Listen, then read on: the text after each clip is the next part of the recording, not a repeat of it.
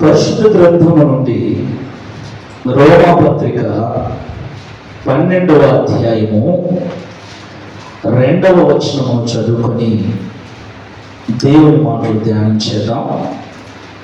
కాబట్టి సహోదరులారా, అందరూ తీసుకోండి, జాగ్రత్తగా చదవండి. అందరూ చదవండి, చదవచ్చిన వాళ్ళందరూ చదవండి.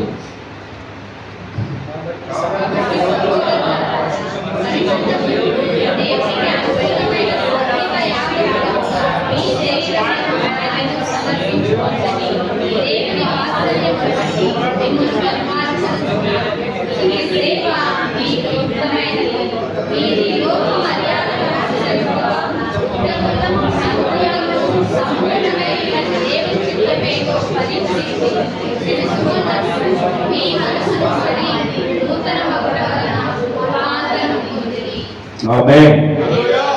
కాబట్టి సహోదరులారా, పరిశుద్ధమును దేవునికి అనుకూలమునైన సజీవ యాగముగా మీ శరీరములను ఆయనకు సమర్పించుకునని దేవుని వాత్సల్యమును బట్టి మిమ్మల్ని బతిమాలుకొనుచున్నాను. ఇట్టి సేవ మీకు యుక్తమైనది. మీరు ఈ లోక మర్యాదను అనుసరింపక ఉత్తమమును అనుకూలమును సంపూర్ణమునై ఉన్న దేవుని చిత్తమేదో పరీక్షించి తెలుసుకున్నట్లు మీ మనస్సు మారి నూతన మగుట వలన రూపాంతరము పొందుడి. Praise the Lord. నాకు చూడండి, ఇంకా దేవుడు ఈ నూతన సంవత్సరంలో మనకు చెబుతున్న మాట ఏంటంటే, మనమందరము కూడా ట్రాన్స్ఫార్మ్ కావాలి. ఇప్పుడు ట్రాన్స్ఫార్మ్ అంటే రూపాంతరం చెందటం, రూపాన్ని మార్చుకోవటం. Praise the Lord. Hallelujah. Renewed కావాలి. రినీవ్డ్ అంటే న్యూ, అంటే న్యూ, NEW, న్యూ, కొత్త. రిన్యూ అంటే న్యూ అంటే కొత్త. రిన్యూ అంటే పాతదాన్ని మరలా కొత్తగా చేయటం. పాతదానిని మరలా క్రొత్తగా చేయటం, చెడిపోయిన దాన్ని క్రొత్తగా చేయటం, ట్రాన్స్ఫార్మ్ కావటం. దేవుడు చెబుతున్న మాట ఏంటంటే, మీరందరూ దేవుని చిత్తాన్ని తెలుసుకోవాలంటే మీరు రూపాంతరము చెందాలి. మీరందరూ నూతన పరచబడాలి. మరలా మనందరము బోరుకు వచ్చిన బండ్లు అనుకోండి. మనందరం బోరుకు వచ్చిన బండ్లు. ఏమన్నా బోర్ అంటే తెలుసా? చెప్పండి. బోర్ అంటే ఏంటి? బోరుకు వచ్చిన బండ్లు అంటే ఇంకా పనికి రాదది. ఇప్పుడు బండి ఇంజిన్ ఏం చేయాలంటే బోర్ చేపియాలి. అంటే ఇంజిన్ కొత్తగా వేస్తారా? ఏం చేస్తారు? అదే ఇంజిన్ క్లీన్ చేసి అరిగిపోయిన వాటిని, తరిగిపోయిన వాటిని తీసేసి కొన్ని కొత్తగా వేసి దాన్ని మళ్ళా రీమోడల్ చేసి దాన్ని మళ్ళా రిన్యూ చేసి మరలా పని చేసేటట్లుగా తయారు చేయటాన్ని బోర్ చేయడం అంటారు. దేవుడు మనల్ని ఏమంటున్నారంటే, మీరు బోర్కు వచ్చారు. బోర్ వల్ల మీరంతా ఆత్మీయతలో, విశ్వాస జీవితంలో మీరందరూ కూడా ఎన్ని ఏండ్లు వాడితే బండి అంతా పాతగా అయిపోతుంది కదా. ఎన్ని ఏండ్లు వాడితే అంతగా పాడైపోతుంది.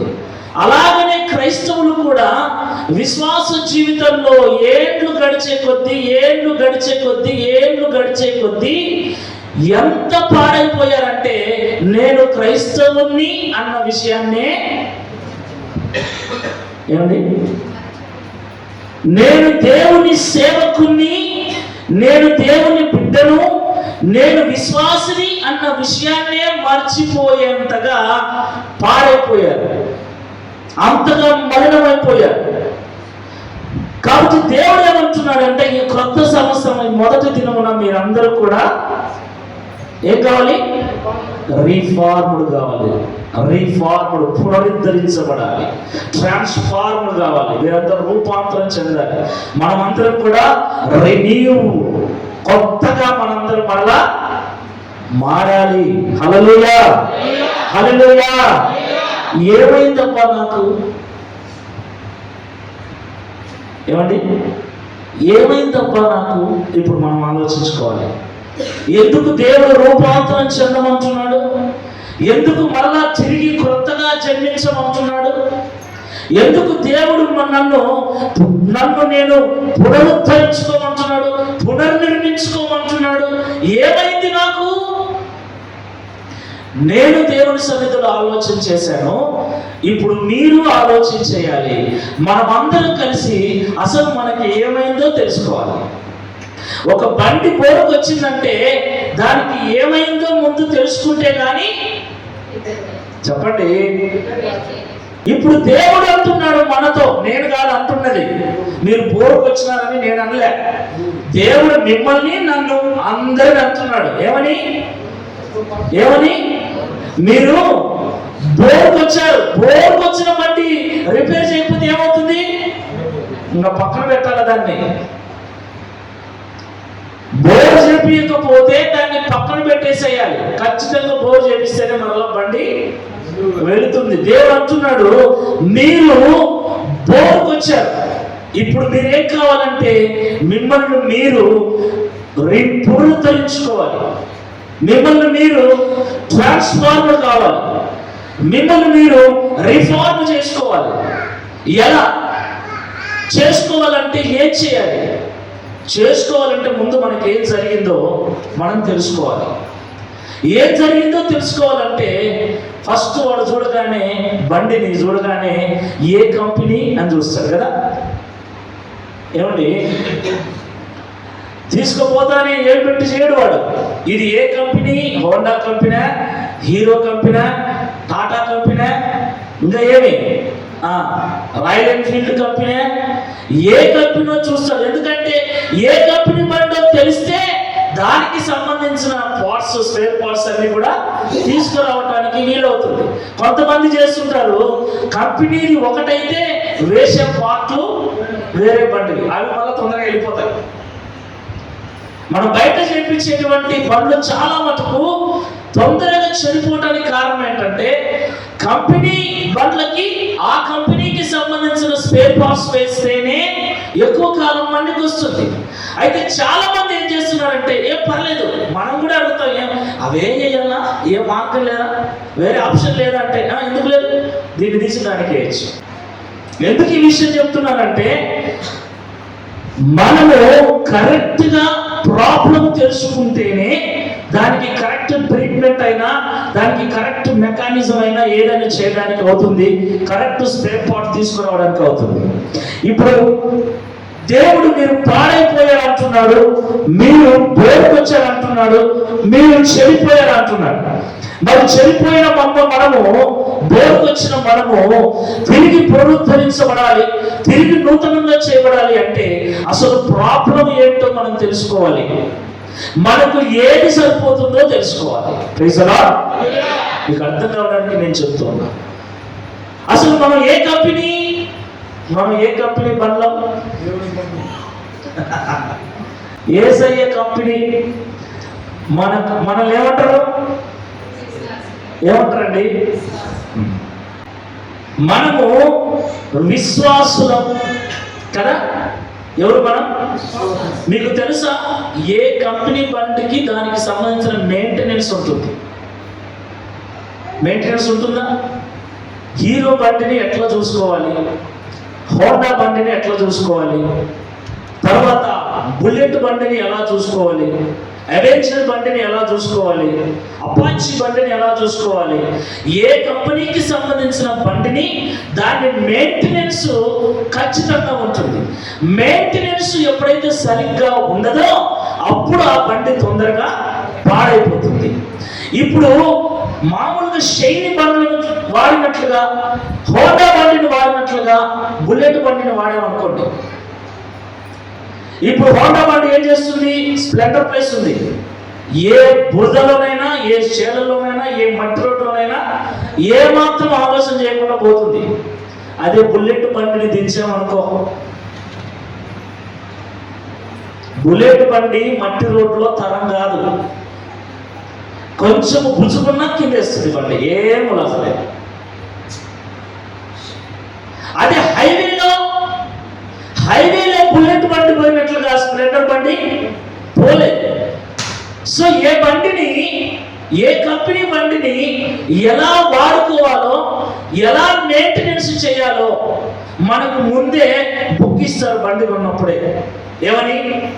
ఇన్ని కిలోమీటర్లకు ఒకసారి నువ్వు బండి కొనేటప్పుడు ఏమిస్తారు? ఏ బుక్ అది?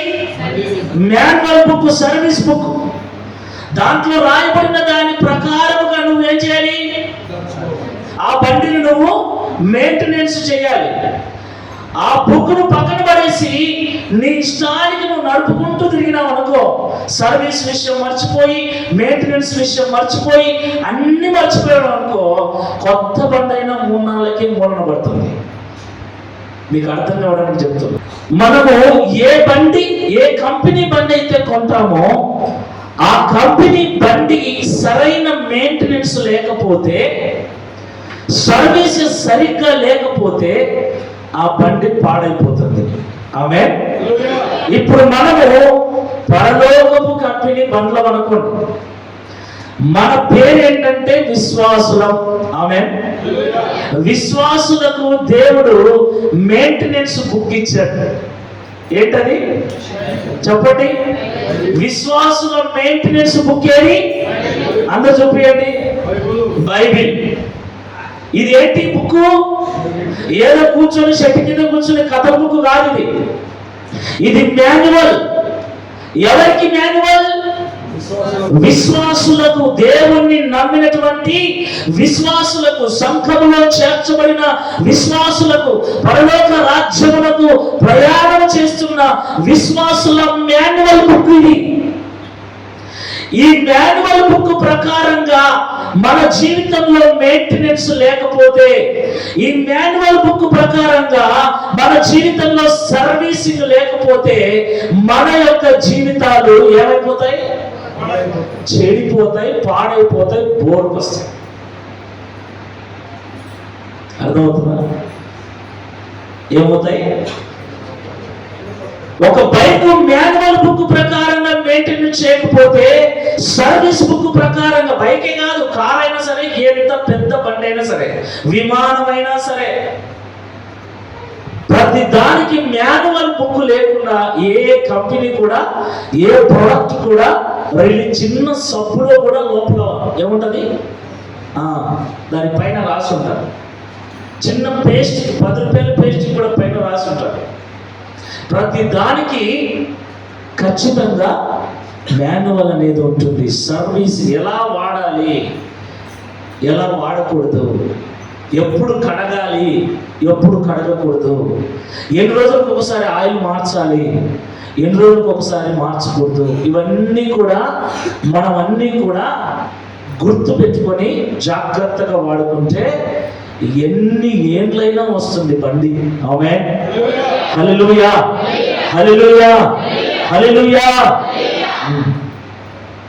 అలాగే విశ్వాస జీవితానికి ఎలా జాగ్రత్తగా ఉండాలో, ఎలా మెయింటెనెన్స్ చేయాలి మన యొక్క విశ్వాస జీవితాన్ని దేవుడు పొందుపరిచి ఇచ్చినటువంటి పుస్తకం ఇది. అయితే దేవుని నమ్ముకుని నేనైపోయింది. ఇప్పుడు దేవుడు మనల్ని ఏమంటున్నాడంటే, మీరు రూపాంతరము చెందండి, ట్రాన్స్ఫార్మ్ కాండి మీరందరూ కూడా. ఎందుకు రూపాంతరం చెందమంటున్నాడు అంటే, మనము మన విశ్వాస జీవితాన్ని ఈ మాన్యువల్ ప్రకారంగా, బైబిల్ అనేటువంటి ఈ మాన్యువల్ బుక్ ప్రకారంగా, బైబిల్ అనేటువంటి ఈ మెయింటెనెన్స్ బుక్ ప్రకారంగా మన విశ్వాస జీవితాన్ని మనము జీవించలేదు. కాబట్టి ఈ రోజు మనము రూపాంతరం చెందవలసిన అవసరం ఏర్పడింది. ఏమవుతుంది? ఇప్పుడు ఉన్నట్లుగానే జరిగిపోతే బాగుంటుంది కదా, ఇప్పుడు ఉన్నట్లుగానే అయిపోతే బాగుంటుంది కదా అంటే తుప్పు పడుతుంది జీవితం. ఏం పడుతుంది? సిలుం బట్టి తుప్పు బట్టి పొక్కిపోతుంది. బండి ఎలా పొక్కిపోతుందో, చెదలు పడుతుందో, విశ్వాస జీవితం కూడా పొక్కిపోతుంది, చెదలు పడుతుంది. ఎందుకు పనికిరాక? పాత ఇనుము, చెప్పండి, పాత ఇనుము సామాన్లు కూడా తీసుకోవాలి. దీనికి డబ్బులు రాదు, దీనికి చక్కెర వచ్చాది, దీనికి డబ్బులు రాదు, దీనికి ఉల్లిగడ్డలు వస్తాయి, దీనికి డబ్బులు రాదు, దీనికి ఖర్చులు వచ్చాయి అంటాడు వాడు. వాడు ఎప్పుడైనా కావాలంటే డబ్బులు ఇస్తాము అంటాడు వాడు. కానీ డబ్బులు అయ్యి అంటే దీనికి ఎంత పాత ఉందో, దీనికి డబ్బులు రాదు, ఏమొస్తాయి? కావాలంటే ఉల్లిగడ్డలు తీసుకో, కావాలంటే చక్కెర తీసుకో, కావాలంటే ఖర్చురాలు తీసుకో. అవి కూడా మనం అడిగినా తెచ్చాడా? ఎంత ఘోరం అంటే అంత ఘోరం. పాత ఇనుము సామాన్లకి ఏం లేదు, చెప్పండి. పాత ఇనుప సామాన్లకి విలువ లేదు. విశ్వాస జీవితంలో బైబిల్ వాక్య ప్రకారంగా తను ఉండాల్సిన రీతిలో ఉండనటువంటి విశ్వాసికి, సేవకునికి విలువ లేదు. దేవుని స్థానంలో, పరలోక రాజ్యంలో విలువ లేదు. పాత ఇనుము సామాన్లను భద్రంగా తెచ్చుతారు బండిలో నుంచి. నేను పాత ఇనుప సామాన్లను ఎట్లా చేస్తాం? వేసేటప్పుడు ఇసిరేసే, దించేటప్పుడు ఇసిరేసే. సరే, పోయి అక్కడ పోయిన తర్వాత ఏమన్నా భద్రంగా పెడతారంటే యాడ మనం చూడండి మూలలు ఉంటాయి అన్ని. కాబట్టి ఒక బండి జాగ్రత్తగా మన్నిక రావాలి, ఆరోగ్యంగా ఉండాలి అంటే మాన్యువల్ను చదవాలి. సెల్ ఫోన్ అయినా అంతే. మాన్యువల్ ప్రకారంగా మనము దేనిని చూడకపోయినా అది తొందరగా పాడైపోతుంది. అలాగే విశ్వాసి ఈ బైబిల్ ప్రకారంగా దేవుడు విశ్వాసికి ఏం చెప్పాడు చూద్దాం. కొన్ని మాటలు చూద్దాం. పరిశుద్ధ గ్రంథంలో కొరింథీ 2వ పత్రిక 6వ అధ్యాయం 14వ వచనం.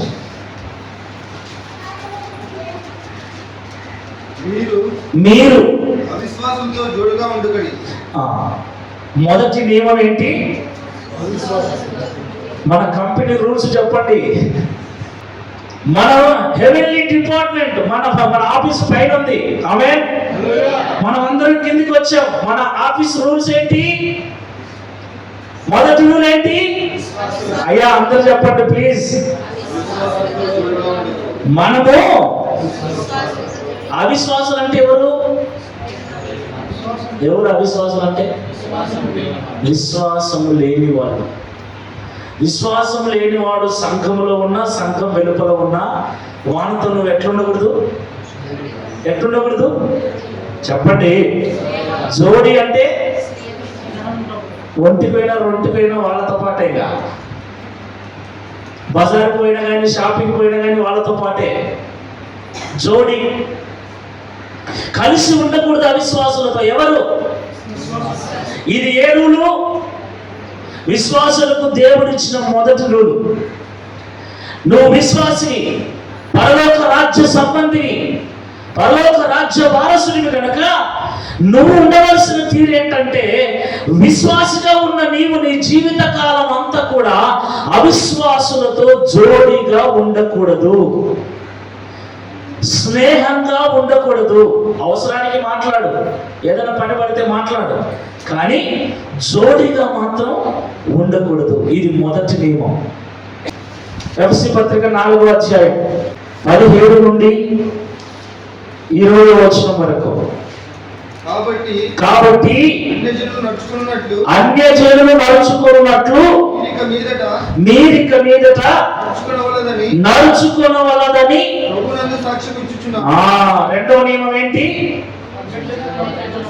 మొదటి నియమమేమో అవిశ్వాసులతో జోడిగా ఉండకూడదు. రెండవ నియమం అయితే అన్యజనులు నడుచుకున్నట్లుగా మనం నడుచుకోకూడదు. అన్యజనులు అంటే దేవుణ్ణి ఎరుగని వారు, యేసుక్రీస్తు ప్రభువు వారి యొద్దకు రాకుండా లోకంలో బ్రతుకుతున్నవారు, యేసుక్రీస్తు ప్రభువు వారిని దేవునిగా అంగీకరించకుండా లోకములో బ్రతుకుతున్న వారిని అన్యజనులు అంటారు. అన్యజనులు ఎలాగ బ్రతుకుతున్నారో మనం చూస్తున్నామా లేదా? వాళ్ళ మాటలు మనకు తెలుసు, వాళ్ళ క్రియలు మనకు తెలుసు, వాళ్ళ పద్ధతులు మనకు తెలుసు. అయితే అన్యజనులు నడుచుకుంటున్నట్లుగా మనము నడుచుకోకూడదు. సరే, మీకు తెలుసు కదా అన్యజనులు చేసే పద్ధతులు కొన్ని చెప్పండి. విగ్రహారాధన, మంచి రోజులు చెడ్డ రోజులు చూస్తారా అన్యజనులు, మాసములను, ఉత్సవములను, పండుగలను ఆచరించటం, దినములను, సంవత్సరములను ఆచరించటం, ఇవన్నీ కూడా అన్యజనులు చేసే పద్ధతులు. ఇప్పుడు ఏం జరుగుతుందంటే క్రైస్తవులు కూడా పెళ్లి చేయాలంటే మంచి రోజు కావాలా? అసలు పెళ్లికి డేటు ఎందుకు పెడతారో మీకు తెలుసా? ప్రత్యేకంగా సింపుల్గా చెప్తున్నా, మీరు గ్రహించండి సత్యాన్ని. వాస్తవంగా స్త్రీలకి బహిష్టు సమయం అనేది, రక్తస్రావం అన్నది ప్రతి నెల డేట్ అనేది వస్తుంది. సిగ్గుపడే విషయం కాదు ఇది, మనం గర్వపడే విషయం. డేట్ రాకపోతే ఆ అమ్మాయి పెళ్లికి పనికిరాదు, తల్లి కావటానికి పనికిరాదు. దేవుడు అది ఒక వరముగా ఇచ్చాడు స్త్రీలకి. అయితే కొంచెం అది వేదనతో, బాధతో ఉంటుంది. పక్కన పెట్టేస్తే ప్రతి నెల అది క్రమం తప్పకుండా వస్తే ఆ స్త్రీ ఆరోగ్యంగా ఉన్నట్లు. డేట్లు సరిగ్గా రాకపోయినా, నెలలు సరిగ్గా రాకపోయినా ఆ స్త్రీలో బలహీనత, రోగం ఉంది అని అర్థం. ఈ విషయాన్ని గుర్తుపెట్టుకోండి. అయితే ఇప్పుడు పెళ్లి కావాలి ఆ స్త్రీకి, ఆ అమ్మాయికి పెళ్లి కావాలి అంటే ఇప్పుడు ఆ విషయాన్ని తెలుసుకొని, మంచి రోజు చూసి కాదు డేటు పెట్టేది, రూల్ ప్రకారంగా నిజంగా మంచి రోజు చూసి, ఈరోజు పున్నమా, అమాసన, తిథి అనా, తది అనా, పంచమ, అష్ట, పుష్ట కాదు. ఆ అమ్మాయికి పీరియడ్స్ ఏ డేట్లో వస్తాయి, ఏ డేట్ నుండి ఏ డేట్ వరకు ముగుస్తాయి, ఆ డేట్స్ తీసుకొని చూసుకొని దానికి ముందు కానీ దాని తర్వాత కానీ చూసి వివాహ డేట్ను ఫిక్స్ చేయాలి. దాని కొరకు వచ్చిన పద్ధతి అది. దీన్ని తీసుకుపోయి మనం ఏం చేస్తున్నామంటే, జాతకాలు చూడండి సార్, మా జాతకాలు, మా పేర్ల బలాలు, మా పిల్లల పేర్ల బలాలు. దరిద్రం ఏంటంటే పేర్లు కలవకపోయినా పెళ్లి చేయరు, బలం కలవకపోయినా పెళ్లి చేయరు. పేర్లు కలవటము, బలం కలవటం అంటే ఏంటో మరి. ఇవన్నీ బైబిల్లో ఎక్కడున్నాయి? సరే, అన్ని పేర్లు, అన్ని బలాలు, అన్ని కలిసిన వాళ్ళు పెళ్లి చేసుకొని సంతోషంగా ఉన్నారా? వాళ్ళు పెట్టిన డేట్ మంచి ముహూర్తమే కదా. ఆ మంచి ముహూర్తానికి పెళ్లి చేసుకున్న వాళ్ళందరూ సుఖంగా సంసారం చేస్తున్నారా? లేదు కదా.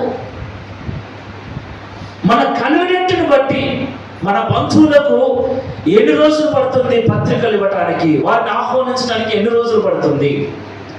ఈ అమ్మాయికి ఈ బహిష్టు విషయంలో, ఈ డేట్ విషయంలో, పీరియడ్స్ విషయంలో కొంతమందికి 3 రోజులు, కొంతమందికి 5 రోజులు, కొంతమందికి 7 రోజులు ఇలా ఉంటాయి.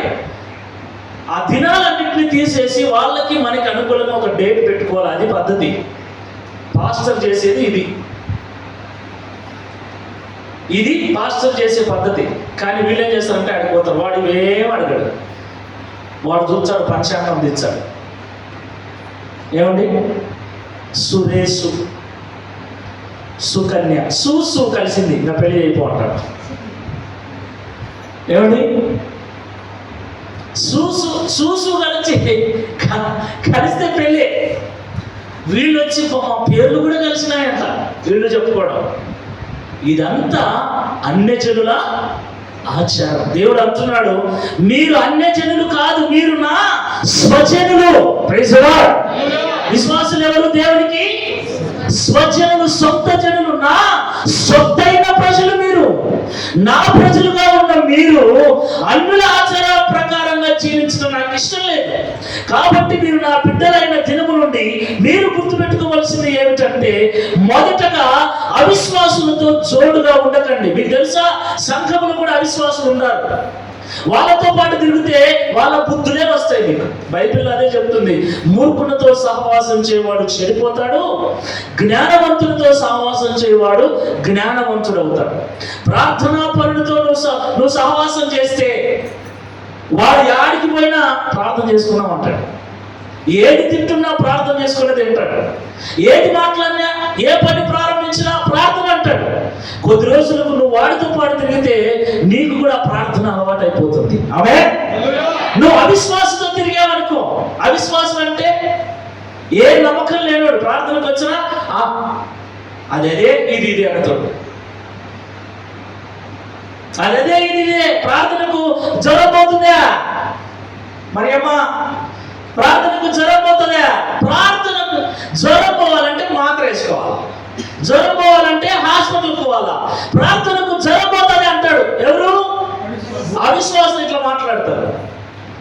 ప్రార్థనకి ఏంటి, ఈ జ్వరానికి ఏంటి సంబంధం? కష్టపడకుండా ఏది రాదు పావయ్య, అదే ఇది అవిశ్వాసం మాటలు. వాడితో పాటు తిరిగేవాడు కొన్నాళ్ళకి ఏమైపోతాడు? నిజమే కదా, మాత్ర వేసుకుంటూ జ్వరం పోతుంది. దీనికి ప్రార్థనకి ఏ సంబంధం? ప్రార్థనే. అట్టనే మీరు చాలా మంది తయారైపోయారు, అది మీకే తెలుసు. నువ్వు ఎవరితో సహవాసం చేస్తున్నావు? అవిశ్వాసితో అయితే నువ్వు కూడా అవిశ్వాసం అయిపోతావు. విశ్వాసితో సహవాసం చేయి. నా కొడుకు, మేమందరం నిన్న 12:30 1 దాకా దాదాపుగా మేల్కొని ఉన్నాం, ఆరాధన చేసుకుంటాం. వాడు ఒక్కటి నిద్రపోతున్నాడు. అయిపోయిన తర్వాత మేమందరం గలిబిలి చేస్తామంటే వాడు లేచాడు.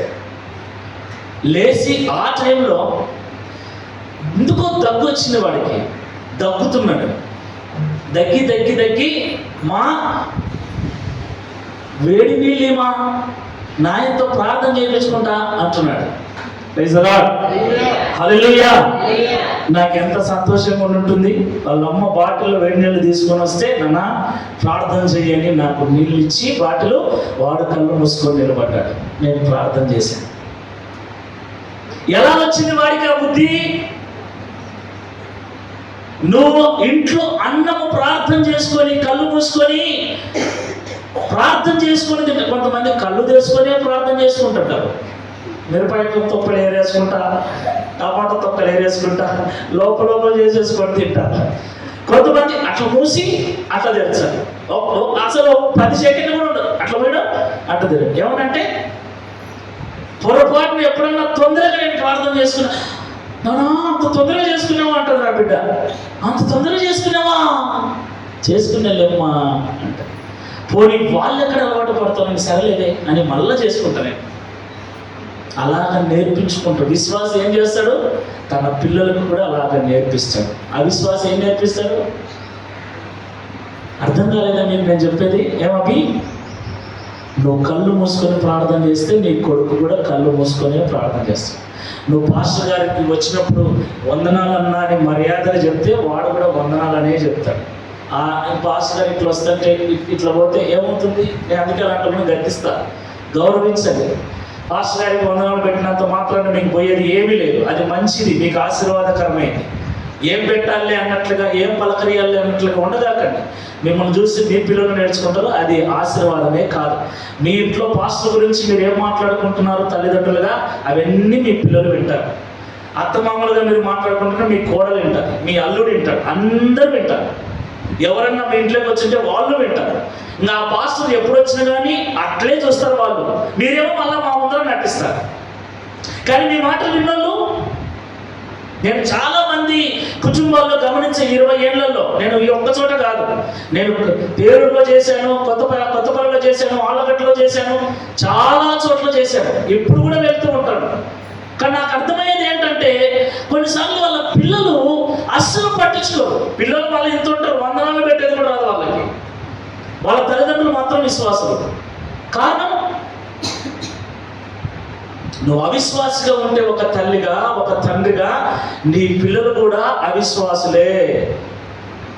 నువ్వు విశ్వాసి తల్లివి, విశ్వాసి తండ్రివి, సేవకులను గౌరవించేటువంటి తల్లిదండ్రులైతే, సంఘాన్ని ప్రేమించే తల్లిదండ్రులైతే నీ కొడుకు కూడా సంఘాన్ని ప్రేమించేవాడు అవుతాడు, నీ కోడలు ప్రేమించేది అవుతుంది, నీ అల్లుడు ప్రేమించేవాడు అవుతారు. నువ్వు తీసుకొచ్చిన వాళ్ళందరూ కూడా అలాంటి వాళ్ళే అవుతారు. నేను చాలా సందర్భాల్లో చెప్తున్నా, నేను నాలాంటి వాళ్ళనే తయారు చేస్తా, నువ్వు నీలాంటి వాళ్ళనే తయారు చేస్తావు. నాలాగా మీరు లేకుంటే నాకేమొస్తుంది? కోపం వస్తుంది. అందుకే నేను చెప్పే కఠినమైన మాటలు. నేను ఇలా ఉన్నప్పుడు మీరెందుకు అలా ఉన్నారు అనేది నా కోపం. ఎందుకంటే నేను ఎట్టి పరిస్థితుల్లో ఆలోచించేది ఏంటంటే, విశ్వాసం కూడా నాలాగా కావాలి, కఠినమైన విశ్వాస జీవితం కలిగి క్రీస్తు కొరకు సమర్పణ కలిగి నిలబడాలి. లోకం మీద ఆశను చంపేసుకోవాలి, లోకము ఒకరోజు విడిచిపోయేదనని గ్రహించాలి. అలాగే మీరు తయారు కావాలని నేను కఠినంగా మీకు చెప్పేది. మారేంత వరకు నేను ఊరుకోను, ఎందుకంటే నా మనస్తత్వం అది. నేను అలా ఉన్నా కాబట్టి నేను నాలాంటి వారినే తయారు చేయాలని చూస్తా. నువ్వు ఎలాగున్నావు? విశ్వాసం అయితే నువ్వు తీసుకొచ్చిన ఆమెను కూడా విశ్వాసగానే తయారు చేస్తావు. నువ్వు సమృద్ధి కలిగి దేవునికి ఇచ్చే మనస్సు నీకుంటే నువ్వు తీసుకొచ్చిన ఆమెను కూడా దేవునికి ఇవ్వాలమ్మా, ఇవ్వాలా. దేవుడు ఎంత ఇస్తే మనకు అందిస్తాడు. దేవుడికి మనం ఎంత సహకరిస్తే మనకు అట్లనే తయారు చేస్తావు. నువ్వు నీ చెయ్యి దాచిపెట్టుకునేదైతే నువ్వు తీసుకొచ్చిన వాళ్ళు కూడా అదే నేర్పిస్తావు, కొత్తదేం నేర్పియవు. ఆటోమేటిక్గా వస్తుంది అది. నువ్వు అనుకుంటావు, నువ్వు అనుకోకపోయినా వచ్చేస్తుంది అది. ఎందుకంటే మనస్తత్వం అది. కాబట్టి మన మనస్తత్వానికి వ్యతిరేకంగా మనం ఏమీ చేయలేము. అనుకోకుండా వచ్చేస్తుంది, ఏదో ఒక కారణాన్ని బట్టి వచ్చేస్తుంది. అందుకే దేవుడు ఏమంటున్నాడంటే, నీవు అవిశ్వాసులతో జోడుగా ఉండకు, నువ్వు అవిశ్వాసిగా ఉండకు. నీవు అన్ని జనులతో సాంగత్యం చేయొద్దు, వారు నడుచుకున్నట్లుగా నీవు నడుచుకోవద్దు. నీవు అన్ని జనురాలు కాదు, మనము దేవునికి సొత్తైన ప్రజలము. హల్లెలూయా, హల్లెలూయా, హల్లెలూయా. దేవునికి ఇవన్నీ దేవుడు మనకు మాన్యువల్ గా రాసిచ్చాడు. ఇందులో ఉన్నవి ఇవన్నీ. ఇప్పుడు వీటన్నిటి విషయంలో మనము తప్పిపోయామేమో చూసుకోవాలి. అన్ని జనులతో సాంగత్యం చేస్తున్నాం, వాళ్ళతో కలిసి తిరుగుతున్నాం, వాళ్ళతో కలిసి నవ్వుతున్నాం, వాళ్ళతో కలిసి వ్యవహారాలు ఆడుతున్నామా, లేకపోతే అవిశ్వాసంతో జోడిగా తిరుగుతూ వాడు చెప్పే అవిశ్వాసపు మాటలకు మనం కూడా వత్తాసు పలుకుతూ ఉన్నామా? ఒకరోజు నువ్వు అవిశ్వాసంగా మారే ప్రమాదం ఉంది. అవిశ్వాసులు పరలోక రాజ్యంలో చేరలేరు, మండే అగ్నిగుండంలో పాల్పంపులు పంచుకుంటారని ప్రకటన గ్రంథం 21వ అధ్యాయం 8వ వచనంలో రాయబడింది. అవిశ్వాసులు అగ్ని గంధకములతో మండే గుండములో పడవేయబడుదురు. ఇది రెండవ మరణం. ఎఫెసీ పత్రిక 5వ అధ్యాయము 9-10 వచనాలు.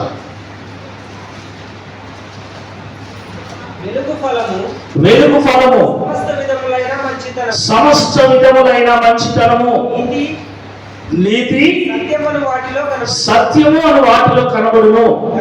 కనుక బాగా వినండి. కాబట్టి ప్రభువుకు ఏది ప్రీతికరమైనదో దానిని పరీక్షించుచు వెలుగు సంబంధుల వలె నడుచుకొనుడి. నిష్ఫలమైన అంధకార క్రియలలో పాలువారై ఉండకుడి, వాటిని ఖండించండి. ఆమేన్. ఈ పక్కన ఒకడు బీడి తాగుతున్నాడంటే ఖండించాలి. తప్పునైనా ఇది ఇలా చేయకూడదు, నీ ఆరోగ్యం పాడైపోతుంది. మందు తాగుతుంటే వద్దునైనా, ఇది తప్పు, నీ జీవితం పాడైపోతుంది, కుటుంబం విచ్ఛిన్నమైపోతుంది. అక్రమ సంబంధంలో బ్రతుకుతున్న వాడు ఉన్నాడంటే వద్దునైనా, ఇది నీ జీవితాన్ని పాడు చేస్తుంది, కుటుంబాన్ని విచ్ఛిన్నం చేస్తుందని చెప్పాలి. ఏం చెప్పకుండా లోక వార్తలు మాట్లాడి వాంతో సరదాగా నువ్వు ఉండి వస్తున్నావంటే నువ్వు వెలుగు సంబంధివి కాదు. వాడు చీకటిలో ఉన్నాడు, చీకటిలో ఉన్నవాడిని నువ్వేం చేయాలి? వెలుగులోకి నడిపించాలి. వెలుగులోకి నడిపించాలంటే నువ్వు ఎలా ఉండాలి? నీలో నాలో చీకటి ఉంటే మనం వాడిని వెలుగులోనికి నడిపించగలమా? నడిపించలే. దేవుని బిడ్డలుగా మనం ఎలా ఉండాలో దేవుడు చెబుతున్నాడు. ఇన్ని ఏండ్లుగా ఇలా ఉంటే నో ప్రాబ్లం, మీరు ఇంకా ఫ్రెష్గా సీలు బండ్ల లాగానే ఉన్నట్టు. ఇంకా బోర్ రాలేదు, మీరు కొత్త బండ్ల లాగానే ఉన్నట్టు లేదు. ఈ విషయంలో మీరందరూ కూడా, మనమందరం కూడా తప్పిపోయి ఉన్నామంటే, అవిశ్వాసపు మాటలు మాట్లాడుతున్నాము అంటే, అన్యజనులతో సాంగత్యం చేస్తూ అన్యజనులను నడుచుకున్నట్లే కొన్నిసార్లు మనం కూడా లోకాచారాలను పాటిస్తూ ఉన్నాము అంటే మనము చెడిపోయాము అని అర్థం. వెలుగు సంబంధులుగా ఉండవలసిన మనము చీకటి క్రియలు చేస్తున్న వారితో పాలివారై అంధకార సంబంధమైన క్రియలను ఖండించకుండా వారితో కలిసిమెలిసి తిరుగుతున్నామంటే దిస్ ఇస్ నాట్ కరెక్ట్. అందుకోసం కాదు దేవుడు మనల్ని పిలిచాడు. అందుకోసం కాదు దేవుడు మనల్ని తన పరలోకపు రాజ్యానికి సిద్ధపరిచాడు. మనము ఒక ప్రత్యేకమైన జీవితాన్ని జీవించాలి. మనం విశ్వాసులం. ముందు నువ్వేంటో నువ్వు గుర్తించు. నువ్వు విశ్వాసి ఎలా ఉండాలి? విశ్వాసలాగే ఉండాలి. ఆమేన్. నీవు దేవునికి సొంత జనుడివి. ఇప్పుడు తండ్రికి కొడుకు ఎప్పుడు కూడా స్వతంత్రంగా తండ్రి దగ్గర ఉంటాడా? ఉండడా? నీ కొడుకు నీ దగ్గర ఎట్లుంటాడు? స్వతంత్రంగా స్వేచ్ఛగా ఉంటాడు. అదే పరాయి వాడి కొడుకు అయితే, వేరే వాడి కొడుకు అయితే నీ దగ్గర స్వతంత్రంగా ఉంటాడా? దేవుడు ఏమంటాడంటే నువ్వు నా కొడుకురా, నువ్వు నా సొంతం, నువ్వేంట్రా పరాయంలాగా పరాయి తనము పనులు చేస్తూ ఉన్నావు. వాడు అన్యజనుడు, వాడు నావాడు కాదు. వాడిలాగా నువ్వెందుకు ప్రవర్తిస్తున్నావు? నీ జీవన విధానం వేరుగా ఉండాలి, నీ మాట తీరు వేరుగా ఉండాలి, నీ ప్రవర్తన వేరుగా ఉండాలి. సరి చేసుకో. ఏమండి, ఈ రోజే మనం అందరం మారిపోతే ఈ రోజే యేసు ప్రభు రాడండి? ఎందుకు రావట్లే? ఏళ్ల తరబడి ఎందుకు మనం మందిరాలకు వస్తున్నాం? ఏళ్ల తరబడి ఎందుకు వాక్యం వింటున్నాం అంటే మార్పు అనేది ఒక రోజులో వచ్చేది కాదండి. కొన్ని జీవితంలో తగిలే దెబ్బలు, కొన్ని జీవితంలో తిరిగే మలుపులు, కొన్ని జీవితంలో వచ్చే రోగాలు, కొన్ని జీవితంలో జరిగే సంఘటనల ద్వారా మన జీవితంలో మార్పులు చేసుకుంటూ రావాలి. దేవుడు మనకు నేర్పిస్తూ ఉంటే నేర్చుకుంటూ రావాలి. ఇదే జీవితం. దెబ్బ తగిలినా నేను మారను, మలుపులు తిరిగినా నేను మారను, ఏం చెప్పినా నేను మారను అంటే నా కంపెనీలో నువ్వు ఉండలేకరా అంట. ఏమంటాడు బాస్? ఏమంటాడు? అవర్ నేను డిస్మిస్ చేస్తున్నా అంటాడు. ట్రాన్స్ఫర్ కాదు, ఏం చేస్తున్నా? డిస్మిస్ అంటే తీసివేయడం అంతే. ఏమండి, బాప్తిసం తీసుకొని ప్రభు సన్నిధికి వస్తూ బలలో చేయి వేస్తూ వాక్యం వింటూ లాస్ట్కు దేవుడితో డిస్మిస్ అంటున్నాడా? అక్రమము చేయు వారులారా మీరెవరో నాకు తెలియదు, నా యుద్ధ నుండి పారిపోండి. ఎవరితో అంటాడు? ఎవరితో? మాన్యువల్ ప్రకారంగా జీవించని విశ్వాసంతో సేవకులతో అంటాడు. మమ్మల్ని వదిలిపెట్టాడు, మిమ్మల్ని వదిలిపెట్టాడు. మీరైనా నేనైనా మర్యాదగా ఇందులో ఏముందో దాని ప్రకారంగా నడుచుకుంటేనే సరే, లేకపోతే వీఆర్ ఆల్ డిస్మిస్. ఏం ములాజు? అయ్యో పాపం 20 ఏళ్ళ నుంచి కష్టపడ్డాడు, ఫస్ట్ నుంచి ఉన్నాడు, తోడుగా ఉన్నాడు, ఏమి ఇవ్వకపోయినా ఉన్నాడు, అప్పులు చేసుకుంటూ సేవ చేసినాడు. No, you are dismiss. నేను కంపెనీ కోసం ఎంత కష్టపడాను సార్, రాత్రి పగలు కష్టపడాను, ఓటీలు చేశాను, ఎంతమందితో అనిపించుకున్నాను. నో, అందుకోసం నువ్వు జీతం తీసుకున్నావు. You are dismiss. దేవుడు ఏం మనలేక గట్టిగా అసలు యు ఆర్ డిస్మిస్ అంతే. మనం అనసాల్సిందే గట్టిగా, ప్రభువా, దేవా, తండ్రివైన అబ్రహామా, నువ్వు కేకలేయాల్సిందే. కానీ దేవుడు సింపుల్ చెప్తాడు, యు ఆర్ డిస్మిస్. మనం మాట్లాడడానికే ఉండదు, ఏమన్నా డిస్మిస్ కాదు. పనిలో నుంచి తీసేస్తే ఎంత బాధ అవుతుంది మనకు. నిలబడి ఉండాలి, నిలబడుకొని ఉండాలి. గత వారంలో మనం మాట్లాడుకున్నాం. తను నిలబడుకొని ఉన్నాడు అనుకునేవాడు పడిపోకుండా జాగ్రత్తగా చూసుకోవాలి. నేను విశ్వాసిని, ఏమైనా అవిశ్వాసపు తనములో బ్రతుకుతున్నాను ఇన్నేళ్ళు. ఎందుకంటే పాతగా అయిపోయింది కదా. వినే కొద్ది వాక్యం ఏమైపోతుందంటే నిద్ర వచ్చాలి. ఏమైపోతుంది? నిద్ర వచ్చాలి. ఎందుకంటే విని నువ్వు ఎప్పుడు చెప్పేదేలే, ఎప్పుడు వినేదేలే. ఈ నిద్రపోయేతలకు తలకాయకు తాడు కట్టి పైన ఫ్యాన్ పెట్టా. ఏమండి, మీకు తెలుసా పాతకాలంలో బ్రాహ్మణులకు కొప్పు ఉండేది ఇలా పిలక. రాసే వాళ్ళందరూ బుక్కులు బ్రాహ్మణులే. వాళ్ళు ఏం చేసేవాళ్ళు అంటే వెనక పిలకకు వెనక గోడ మేపు కట్టుకునేవాళ్ళు.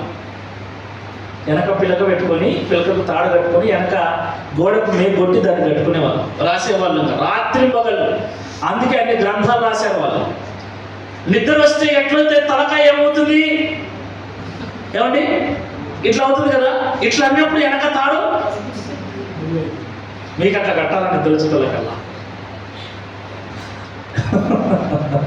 ఏమండి అప్పుడు కానీ మీ తలకాయలు సరిగ్గా ఉండవు. లేకపోతే మీరు ఊగుతుంటే ఏమి రాయిలకి బాధ.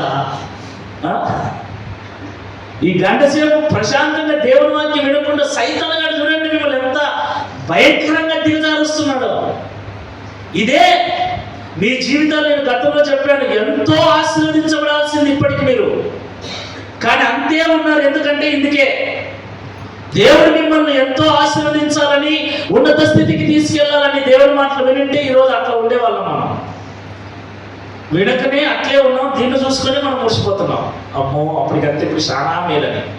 కానీ దేవుని ఉద్దేశంలో ఆడ ఉండాల్సింది మనం, కానీ ఇన్నే ఉన్నాం. మనం దీన్ని చూసుకుంటున్నాం కానీ దాన్ని కోల్పోయామే అని మనం ఎప్పుడు కూడా ఆలోచించలేదు. దేవుడు అంటున్నాడు, ఇప్పటికైనా మీరు రూపాంతరం చెందండి. మీరు ఇప్పుడైనా మిమ్మల్ని మీరు పునరుద్ధరించుకోనండి, మిమ్మల్ని మీరు సరి చేసుకోనండి, నూతన పరచబడండి, మీ మనస్సు మార్చుకోనండి. మనస్సు మారి నూతన పరచబడటం వలన రూపాంతరము పొందండి. మనస్సు మార్చుకోకుండా, నూతన పరచబడకుండా, రూపాంతరము చెందకుండా మనము దేవుని వాగ్దానాలను ఎప్పటికీ మనము మన జీవితంలో పొందుకోలేము. ఊరికి తీసుకాల్సిందే. నా ఉద్దేశంలో అవి వేస్ట్. ఏమంటే ఫస్ట్ నుంచి ఇస్తున్నాం కదా, మళ్ళీ అన్న మారిపోయినాడు, కొత్త అలవాట్లు నేర్చుకున్నాను, నన్ను ఎక్కడ అనుకుంటారని నేను పెట్టాను. అవన్నీ దీంట్లోటివే. దేంట్లోటివి అవన్నీ? ఆ వాగ్దానాలన్నీ ఎక్కడివి? ఇందులోటివే. ఇందులో ఉన్న వాటిని ఒక్కొక్కటి తీసి మళ్ళీ దీంట్లో రాసి ఇవే దాంట్లో పెట్టేసి ఇప్పుడు మీరు ప్రార్థన చేసుకొని మీకు రావాలి. మళ్ళీ దానికి మళ్ళీ మంచి వాగ్దానం మీ ప్రభు అంటే ప్రార్థన.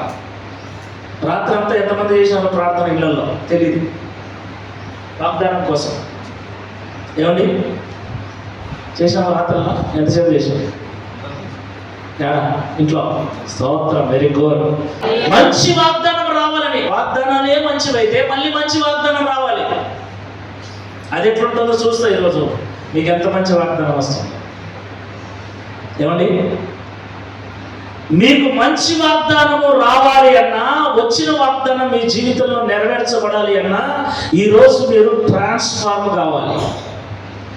ఈరోజు మీరు రూపాంతరం చెందాలి. ఈరోజు మీ మనస్సు మార్చుకొని మిమ్మల్ని మీరు సరి చేసుకొని మీరు రూపాంతరం చెందితేనే కానీ, నూతన పరచబడితేనే కానీ, రిన్యూడ్ అయితే కానీ దేవుడు మీ జీవితంలో వాగ్దానాలు నెరవేర్చడు. ఎవరి జీవితంలో నెరవేర్చడు, నా జీవితంలో కూడా. అందుకే మనం ఏం చేయాలంటే ఈరోజు మనము పునరుద్ధరించుకోవాలి.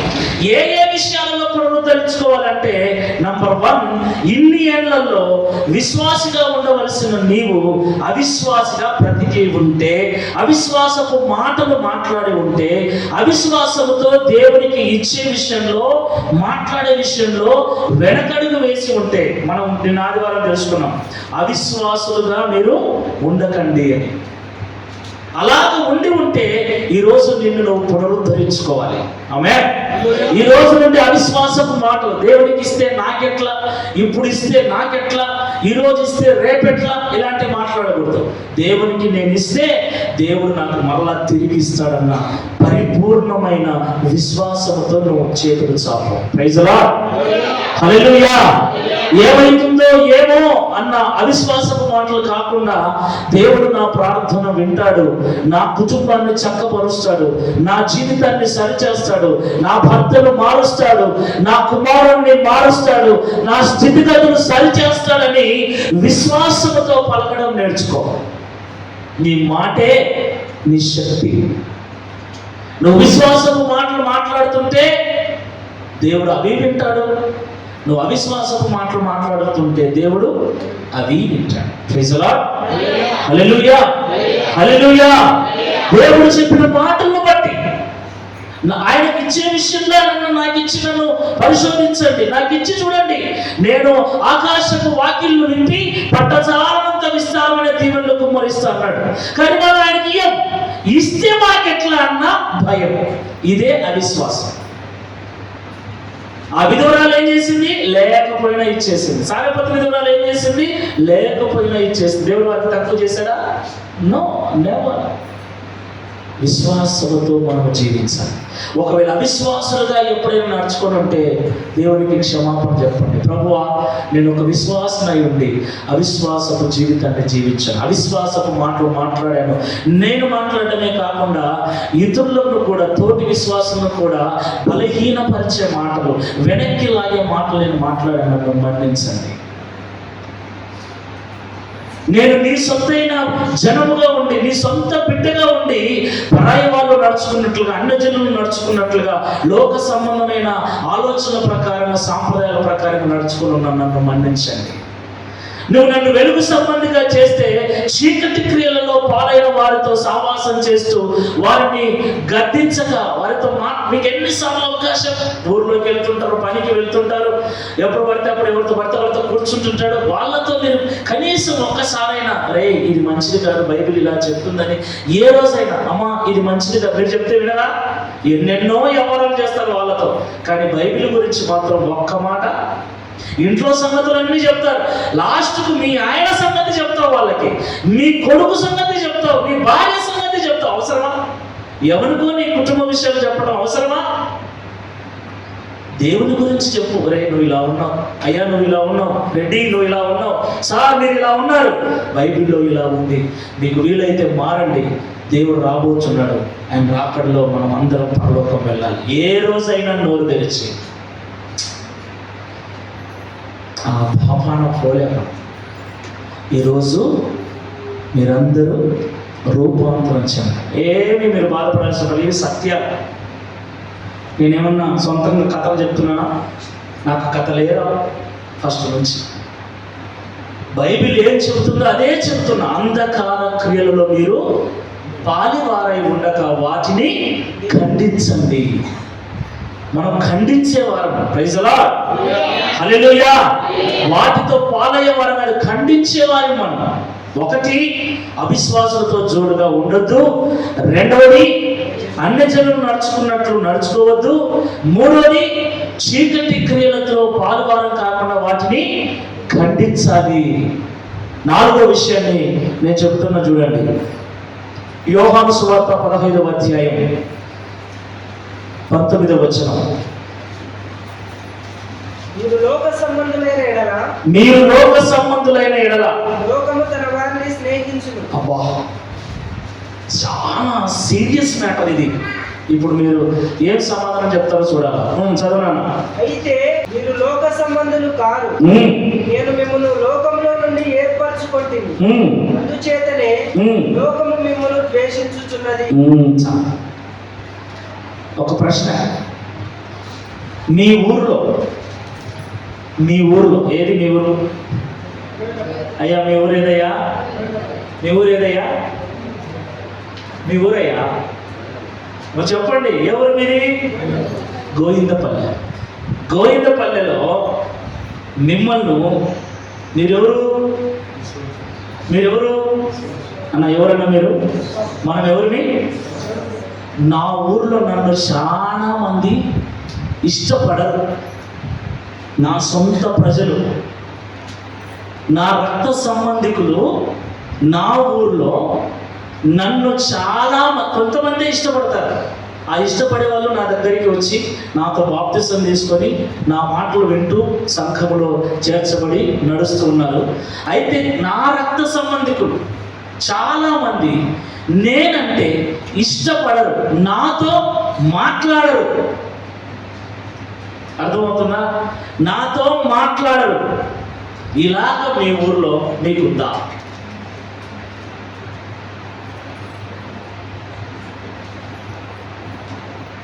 ప్రశ్న అర్థమైందా అన్న?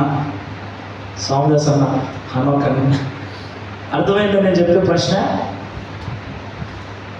మీరు లోక సంబంధులు కారు. మీరు లోక సంబంధులైతే లోకము మిమ్మల్ని ప్రేమిస్తుంది. మీరు లోక సంబంధులైతే లోకము మిమ్మల్ని ప్రేమిస్తుంది. అయితే మీరు లోక సంబంధులు కాదు, లోకములో నుండి నేను మిమ్మల్ని వేరుపరిచాను కనుక లోకము మిమ్మల్ని ద్వేషిస్తుంది. ఇప్పుడు చెప్పండి, లోకంలో మిమ్మల్ని ద్వేషిస్తున్నారా ప్రేమిస్తున్నారా? అందరూ తప్పేముందండి? నేను చెప్పిన మా ఊర్లో, నా సొంత ఊర్లో, నా సొంత రక్త సంబంధికుల్లో నాతో కానీ నా కుటుంబంతో కానీ మాట్లాడటానికి కలవటానికి ఇష్టపడరు చాలామంది. కొంతమంది మాత్రం నాతో మాట్లాడతారు. నాతో మాట్లాడేవారు నాకు వందనాలు పెడతారు. నాకు వందనాలు పెట్టేవారు నాతో బాప్తిసం తీసుకున్నారు. నాతో బాప్తిసం తీసుకున్న వారు ప్రతి ఆదివారము నా దగ్గరికి వచ్చి నేను చెప్పే దేవుని మాటలు వింటున్నారు. ఇప్పుడు మీరు చెప్పండి అంటున్నా, అందరితో బాగున్నారు కదా మీరు? అందరూ మిమ్మల్ని ప్రేమిస్తారు. అప్పుడు మీరు లోకము మిమ్మల్ని ప్రేమిస్తుంది అంటే మీరు అట్లా జీవిస్తున్నారు. దేవుడు లేకపోయినా పర్లేదు, చివరికి సంఘము లేకపోయినా పర్లేదు, మా చుట్టూ అందరూ ఉండాలి. సేవకుడు లేకపోయినా పర్లేదు, మా దాయాదులు, మా రక్త సంబంధికులు అందరూ మా చుట్టూ ఉండాలా అన్న తాత్పర్యంతో మీరు బ్రతుకుతున్నారు. కాబట్టే లోకము మిమ్మల్ని ప్రేమిస్తుంది, ద్వేషించట్లే. ద్వేషిస్తున్నారా మిమ్మల్ని ఎవరన్నా? ఏమబ్బా, ప్రేమిస్తున్నారు. అప్పుడు లోకము మిమ్మల్ని ప్రేమిస్తూ ఉంటే మీరు లోక సంబంధులా లేక లోకంలో నుండి ప్రత్యేకించబడిన వారా? మళ్ళా చదువు వాక్యం. చదవచ్చిన వాళ్ళందరూ చదవండి. చదవచ్చిన వాళ్ళందరూ చదవండి. యోహాను సువార్త 15వ అధ్యాయము 19వ వచనం. యోహాను సువార్త 15వ అధ్యాయము 19వ వచనం చదవండి. చదవచ్చిన వాళ్ళు నెమ్మదిగా మీరు ఎవరికి చెప్తున్నాడు ఈ మాటలు? ఎవరు చెప్తున్నారు ఈ మాటలు? యేసుక్రీస్తు ప్రభుల వారు. ఎవరికి?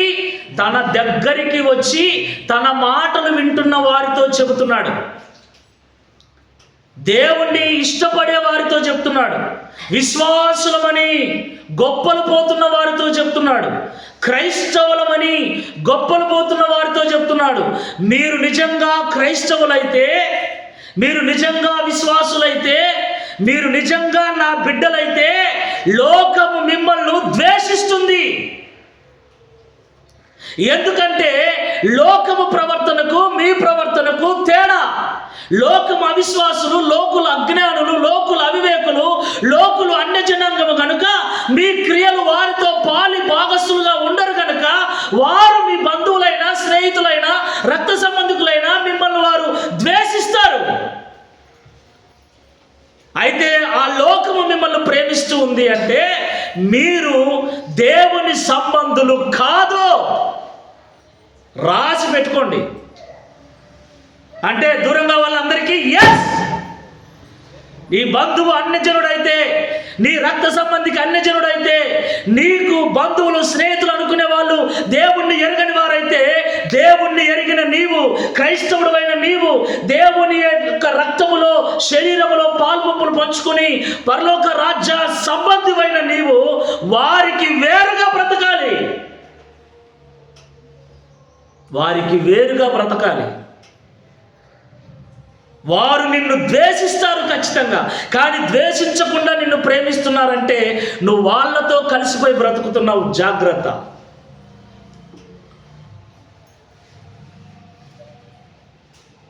నాతో మాట్లాడరు మా ఊర్లో. నేను తప్పు చేశాననే రండి, నేను కరెక్ట్గా మాట్లాడతానని, నేను వాక్యాన్ని ఖండితంగా బోధిస్తానని. నా పిల్లలు ఏమన్నారు తెలిసిన, లోకంలో లేకుండా నీకే పుట్టినారు పిల్లలు అన్నారు తెలిసిన. నా ఊర్లో లోకంలో ఎవరికి పుట్టినట్లు నీకే పుట్టినారా బాబాయ్ పిల్లలు, ఎవరిని కలవనివ్వవు, ఎవరితో మాట్లాడనివ్వవు, ఎవరింటికాడికి రానివ్వవు అన్నారు. నేను అన్నా యాస్, నా పిల్లలు నాకే పుట్టారు, లోకంలో ఎవరికి పుట్టలే. ఆమేన్. నా పిల్లలను మీ పిల్లలతో పాటు ఆడని, ఎందుకంటే మీ పిల్లలు ఇంత చిన్నప్పటి నుంచే నోటికి ఎంత బూతులు వస్తే అంత బూతులు మాట్లాడుతున్నారు. కారణం మీ ఇంట్లో భార్య భర్తలుగా మీరు బూతులు మాట్లాడుకుంటున్నారు. బూతులు మాట్లాడే మీ పిల్లలతో పాటు నా పిల్లలను పంపిస్తే ఏదో ఒక రోజు వాళ్ళు ఆ మాటలు మాట్లాడతారు. మీ పిల్లలు ఇంత లేరు, మీ పిల్లలకు సోకులు కావాలి, వేషాలు వేస్తున్నారు. మీ పిల్లలతో పాటు మా పిల్లలు పంపిస్తే ఒకరోజు వారికి ఆశ పుడుతుంది, నేను పంపించను, నేను మాట్లాడలేను, నేను రానియను.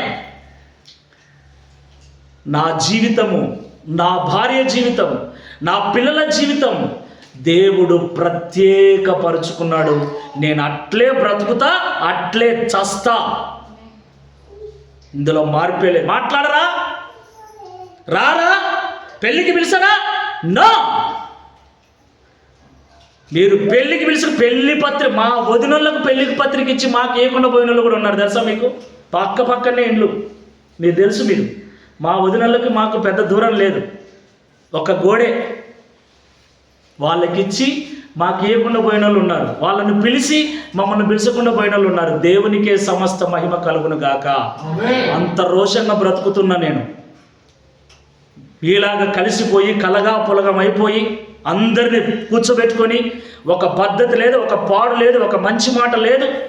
ఎవరిని ఎందుకు ఈ మందిరం ఇట్లే ఉంది అని నెలల తరబడి నేను ప్రార్థన చేస్తున్న కారణం ఏంటంటే ఇదే.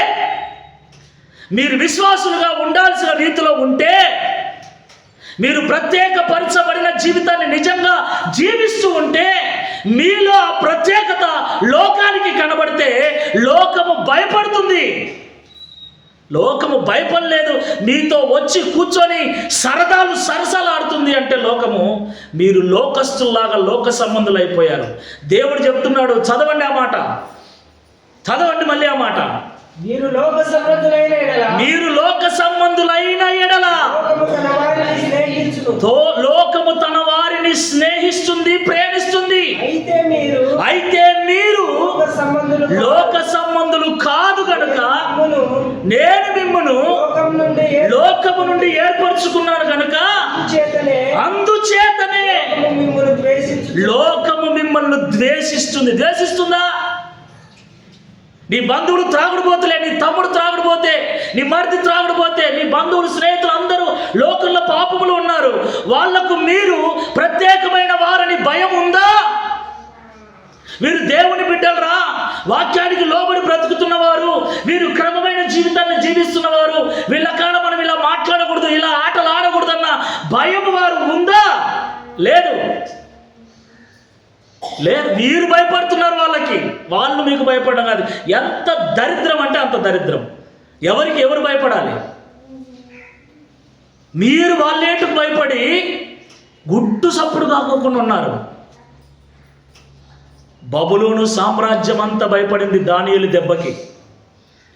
షడ్రక్, మేషక్, అబేద్నెగో అనే 3 భక్తులకి బబులోను సామ్రాజ్యం 128 సంస్థానాలు భయపడ్డాయి. బబులోను సామ్రాజ్య అధిపతి అయినటువంటి నెబుకద్నెజరు అంటున్నాడు, దానియేలు, ఈ లోకములో నువ్వు సేవించే దేవుడు తప్ప మరొక దేవుడు లేడని నిన్ను చూసి నేను తెలుసుకున్నా అంటున్నాడు. నిన్ను బట్టి ఎవరైనా ఒకరన్నారా మాట? ఒక్కరన్నారా నిన్ను బట్టి? మళ్ళా 20 ఏళ్ళు, 30 ఏళ్ళు, 40 ఏళ్ళు భక్తులమై. కారణం ఏంటంటే మనం ఎవరు ద్వేషించకూడదు, అందరూ మనల్ని పోండి. నేను మళ్ళీ చెప్తున్నా చూడండి, తిండి కోసం నేను బైబిల్ పట్టుకున్నాను కాదు, బ్రతకనికి చాతగా పట్టుకున్నాను కాదు. నేను సేవకు వచ్చేటప్పుడే మా నాన్న 4 ఎకరాల పొలం సంపాదించాడు, 25 సెంట్ల భూమిని సంపాదించాడు. మా నలుగురికి తలా 1 ఎకరా, తలా 5 సెంట్ల భూమిని ఇచ్చిపోయాడు మా నాన్న. తిననీకి లేక నేను బైబిల్ పట్టుకోలేదు. నేను పాపిని, మోసగాన్ని, వ్యభిచారిని, తల్లిదండ్రులకు అవిధేయుడిని, అల్లరిగా తిరిగేవాడిని, నా జీవితం ఎక్కడ నాశనం అయిపోతుందని నా తల్లి చేసిన ప్రార్థన నా జీవితాన్ని దేవుడు మార్చాడు. యవ్వన కాలంలో 20 సంవత్సరాల వయసులో నేను వచ్చాను. వచ్చినప్పటి నుంచి నేను అంత పవిత్రుడిని నేను చెప్పట్లేదు. తెలిసి తెలియనప్పుడు చాలా తప్పులు చేశాను. దేవుని నమ్ముకున్న తర్వాత కూడా దేవుడు నన్ను ఎప్పుడైతే లోతునకు నడిపించాడో నా జీవితాన్ని సరి చేసుకుంటూ ఈరోజు నేను ఇంత గట్టిగా మీకు చెప్పడానికి కారణం ఏంటంటే, బ్రతుకుతే విశ్వాసి ఇట్లే బ్రతకాలి, చేస్తే సేవ ఇట్లే చేయాలి, లేకపోతే చావాలి, అంతే. ఎందుకు జీవితం? ప్రార్థనకు వస్తూ వేషాలు వేస్తూ, వాక్యం వింటూ వేషాలు వేస్తూ, పరలోకం ఎలా వస్తుంది? అసలు ఏంటి? నువ్వేంటి? తెలుసుకో. నువ్వెవరో. నువ్వు లోక సంబంధివి కాదు. ఎవరు నువ్వు? ఎందుకు తీసుకున్నావు బాప్తిసం? బాప్తిసం తీసుకునేటప్పుడు నువ్వు చేసిన తీర్మానం ఏంటి? నువ్వు ఒప్పుకున్న ఒప్పుకోలేంటి? దేవునికి మహిమకరంగా, దేవునికి ఇష్టకరంగా, దేవుడు నచ్చినట్లుగా, దేవునికి ఇష్టమైనట్లుగా బ్రతుకుతానని నువ్వు ఆ రోజు పలకలేదా? ఇప్పుడు భక్తుడు అంటున్నాడు, దేవునికి ఏది ప్రీతికరమైనదో గుర్తించు, అలా బ్రతుకు. అలా నువ్వు బ్రతికితే అప్పుడు నిన్ను చూసి లోకము భయపడుతుంది. అలా బ్రతికితే దేవుడు నిన్ను ఇంకా ఇంకా ఇంకా ఆశీర్వదిస్తాడు. ఆ ఆశీర్వాదం చూసి లోకము నీ యొద్దకు వచ్చి నీ కాళ్ళ మీద పడుతుంది. అలా రావాలి. నేను మొదటి నుంచి చెప్పాను, మీరు నా కోసం ఎవరికి చెడ్డగాకండి అని. నా కోసం మీరు ఎవ్వరికి చెడ్డగాకండి, కానీ దేవుని కొరకు అయితే మాత్రం, సంఘం కొరకు అయితే మాత్రం, విశ్వాసి జీవితం కొరకు అయితే మాత్రం, నువ్వు నిజమైన విశ్వాసం అయితే నీతో ఎక్కువ మంది మాట్లాడరండి. అన్యులు నీ వాళ్ళే నీకు శత్రువులు అవుతారు, నీ వాళ్ళే నీకు దూరం అవుతారు. ఎందుకంటే నీ వాళ్ళు లోక సంబంధులు, అన్యజనులు. నువ్వు లోక సంబంధిని కాదు కదా. దేవుడు నిన్ను నన్ను ఏం చేశాడు? ప్రత్యేకపరుచుకున్నాడు, ఏర్పరచుకున్నాడు. మా ఇంట్లో మేము 4. నన్ను దేవుడు ప్రత్యేకపరుచుకున్నాడు. నేను ప్రత్యేకపరుచుకున్నా. దేవుడు నన్ను ప్రత్యేకంగా పరిచాడు కాబట్టి ప్రత్యేకమైన జీవితాన్ని జీవిస్తున్నాను. మిగతా నా అన్నలు ఉన్నారు, వారు అవిధేయులుగా ఉన్నారు. ఉంటే మానలే అని నేను వదిలిపెట్టలేదు. మీకు తెలుసా, నా మాట వినకుంటే ఎవరితో మాట్లాడను. నేను ఏం లాస పెట్టను. పోనీ నేను ఏమైనా అవిధేయుడుగా ఉంటే ప్లీజ్ చెప్పండి.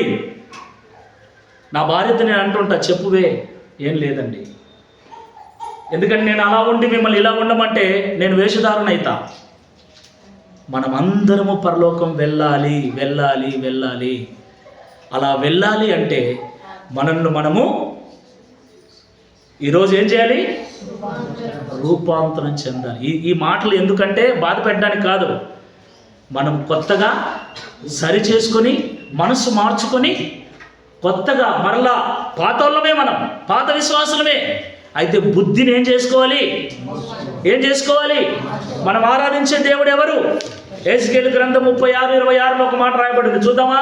నూతన హృదయం నీకు ఇచ్చేదను, నూతన స్వభావము మీకు కలుగజేసేదను. రాతి గుండె మీలో నుండి తీసి మాంసపు గుండెని ఇచ్చేదను. Praise the Lord, praise the Lord, హల్లెలూయా.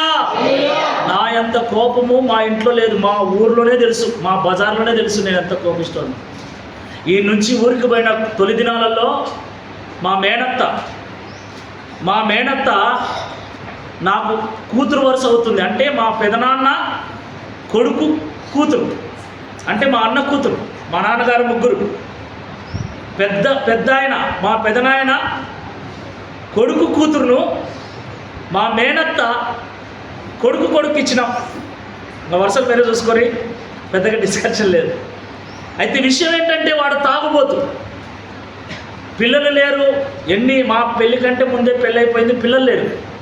ఆ దిగులు ఒకటి, వాడు తాగుడుపోతు ఒకటి. ఎప్పుడు రావడం కొట్టడం. విషయం ఏంటో తెలుసా?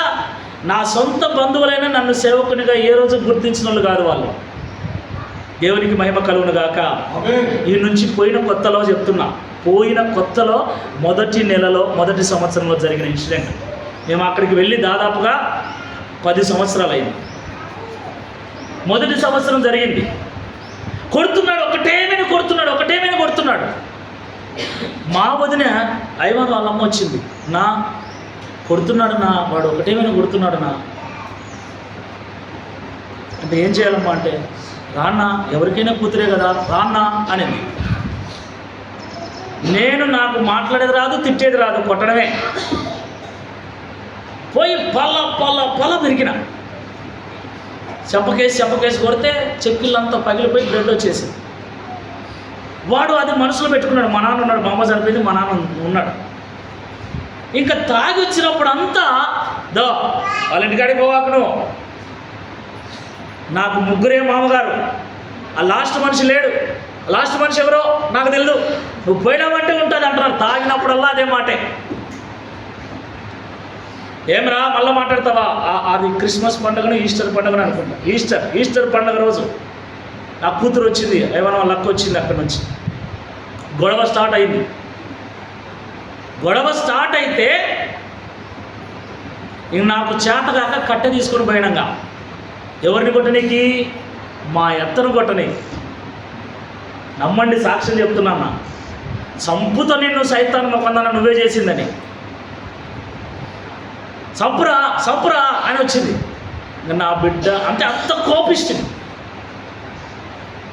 కోపిష్టైన నేను, కట్టె తీసుకుని చంపడానికి వెళ్ళిన నేను, సైతాన్ మొకందానా అని తిట్టిన నేను, మీకు తెలుసా ఎగ్జాక్ట్లీ 10 సంవత్సరాల తర్వాత ఆమె నా ఎదుట మోకరించి నాకు బాప్తిసం ఏమని అడిగింది. అర్థమవుతుందా మీకు నేను చెప్పే మాటలు? అంటే నా జీవితాన్ని నేను ఎంత ట్రాన్స్ఫార్మ్ చేసుకున్నా. అంత మాటని ఊరు బజార్లో చూస్తుంది. ఒక సేవకుడు ఇట్లా కట్టె తీసుకొని వెళ్ళి కొట్టొచ్చునా అని మాట్లాడిన ఆ బజారు. నువ్వు మాకు శత్రువురా అని అదే నోటితో పలికిన ఆమె, నువ్వు 10 మాటలు మాకు శత్రువురా అనింది. బజారుల్లో వింటున్నారు. నేను అప్పటికీ స్టిల్ సేవకున్నే, ఇప్పటికీ స్టిల్ నేను సేవకున్నే. కానీ అదే మాట పలికిన ఆమె 10 సంవత్సరాల తర్వాత నా ముందుకు వచ్చి నాకు బాప్తిసం ఇయ్యమని మోకరించింది. అంటే నేను ఎంత మారిండాలా, నన్ను నేను ఎంత సరి చేసుకొని ఉండిండాలా. ఈరోజు ప్రతి ఆదివారం వచ్చి ఆమె బలలో చేయి వేస్తుంది. ఆ సంఘంలో సాక్ష్యము ఇట్లా ఉండాలి. అర్థమవుతుందా నేను చెప్పేది? అంత తమాషగా తీసుకోకండి విశ్వాస జీవితం అంటే. ఏదో 10 రూపాయలు చిల్లర డబ్బులు వేసినంత మాత్రాన, నెలకు ఏదో ఇంత ఇచ్చినంత మాత్రాన మీకు పరలోకం వస్తుందని కలలో కూడా అనకాలి. మీకు పరలోకం రావాలి అంటే ఏకైక మార్గం, మీరు లోక సంబంధులుగా ఉండి లోకముతో మీరు కలిసిపోవద్దు. వాళ్ళు ఎవరైనా సరే, నేను జెరుసేతో మాట్లాడుతూ ఉంటా, ఎవరు మనతో మాట్లాడరే. నేను చచ్చిపోతే ఎట్లా సరదాగా మాట్లాడుకుంటూ ఉంటాం. మా చిన్నాన్న గారు మాట్లాడరు, ఎవరు మాట్లాడరు. ఆ చర్చికి వచ్చి ఆ 20 మంది 15 మంది తప్ప. ఈడైతే నన్ను అసలు పూడ్చనియరు, ఆ తోటలోకే రానియలే నన్ను. ఈడ అసలు పూడ్చనియరు. అది నాకు తెలుసు. మీకోసం ఎంత సేవ చేసినా లాస్ట్కు మీరే నన్ను ఇడిచిపెట్టి వెళ్ళిపోయే మనస్తత్వాలు ఇంతవరకు ఉన్నాయి. నాకు తెలుసు ఆ విషయం. ఇంతవరకు నాకు ఏదైనా ఆపద వచ్చిందంటే నా చుట్టూ నిలబడేంత ప్రేమ మీకు లేదని నాకు తెలుసు. రిఫార్మ్ చెందండి. మనది ఒక కుటుంబం, మనం ఒక సంఘం, ఒక మాట. ఇది పరలోక రాజ్యానికి సంబంధించింది. చాలా శ్రేష్టమైనది సంఘం అంటే. విశ్వాస జీవితం అంటే చాలా ప్రత్యేకమైనది. ఈ విశ్వాసికి ఉన్న బంధముతో పోలిస్తే ఈ అన్న, ఈ తమ్ముడు, ఈ చెల్లి, ఈ అక్క, ఈ మామ, ఈ తొక్క ఇవల్ల వేస్ట్. ఈ విశ్వాసి బంధము పరలోక బంధం. ఇది క్రీస్తు రక్త సంబంధులం మనం. Praise the Lord. లోక రక్తం అది అపవిత్రమైంది, మనది క్రీస్తు రక్త బంధం.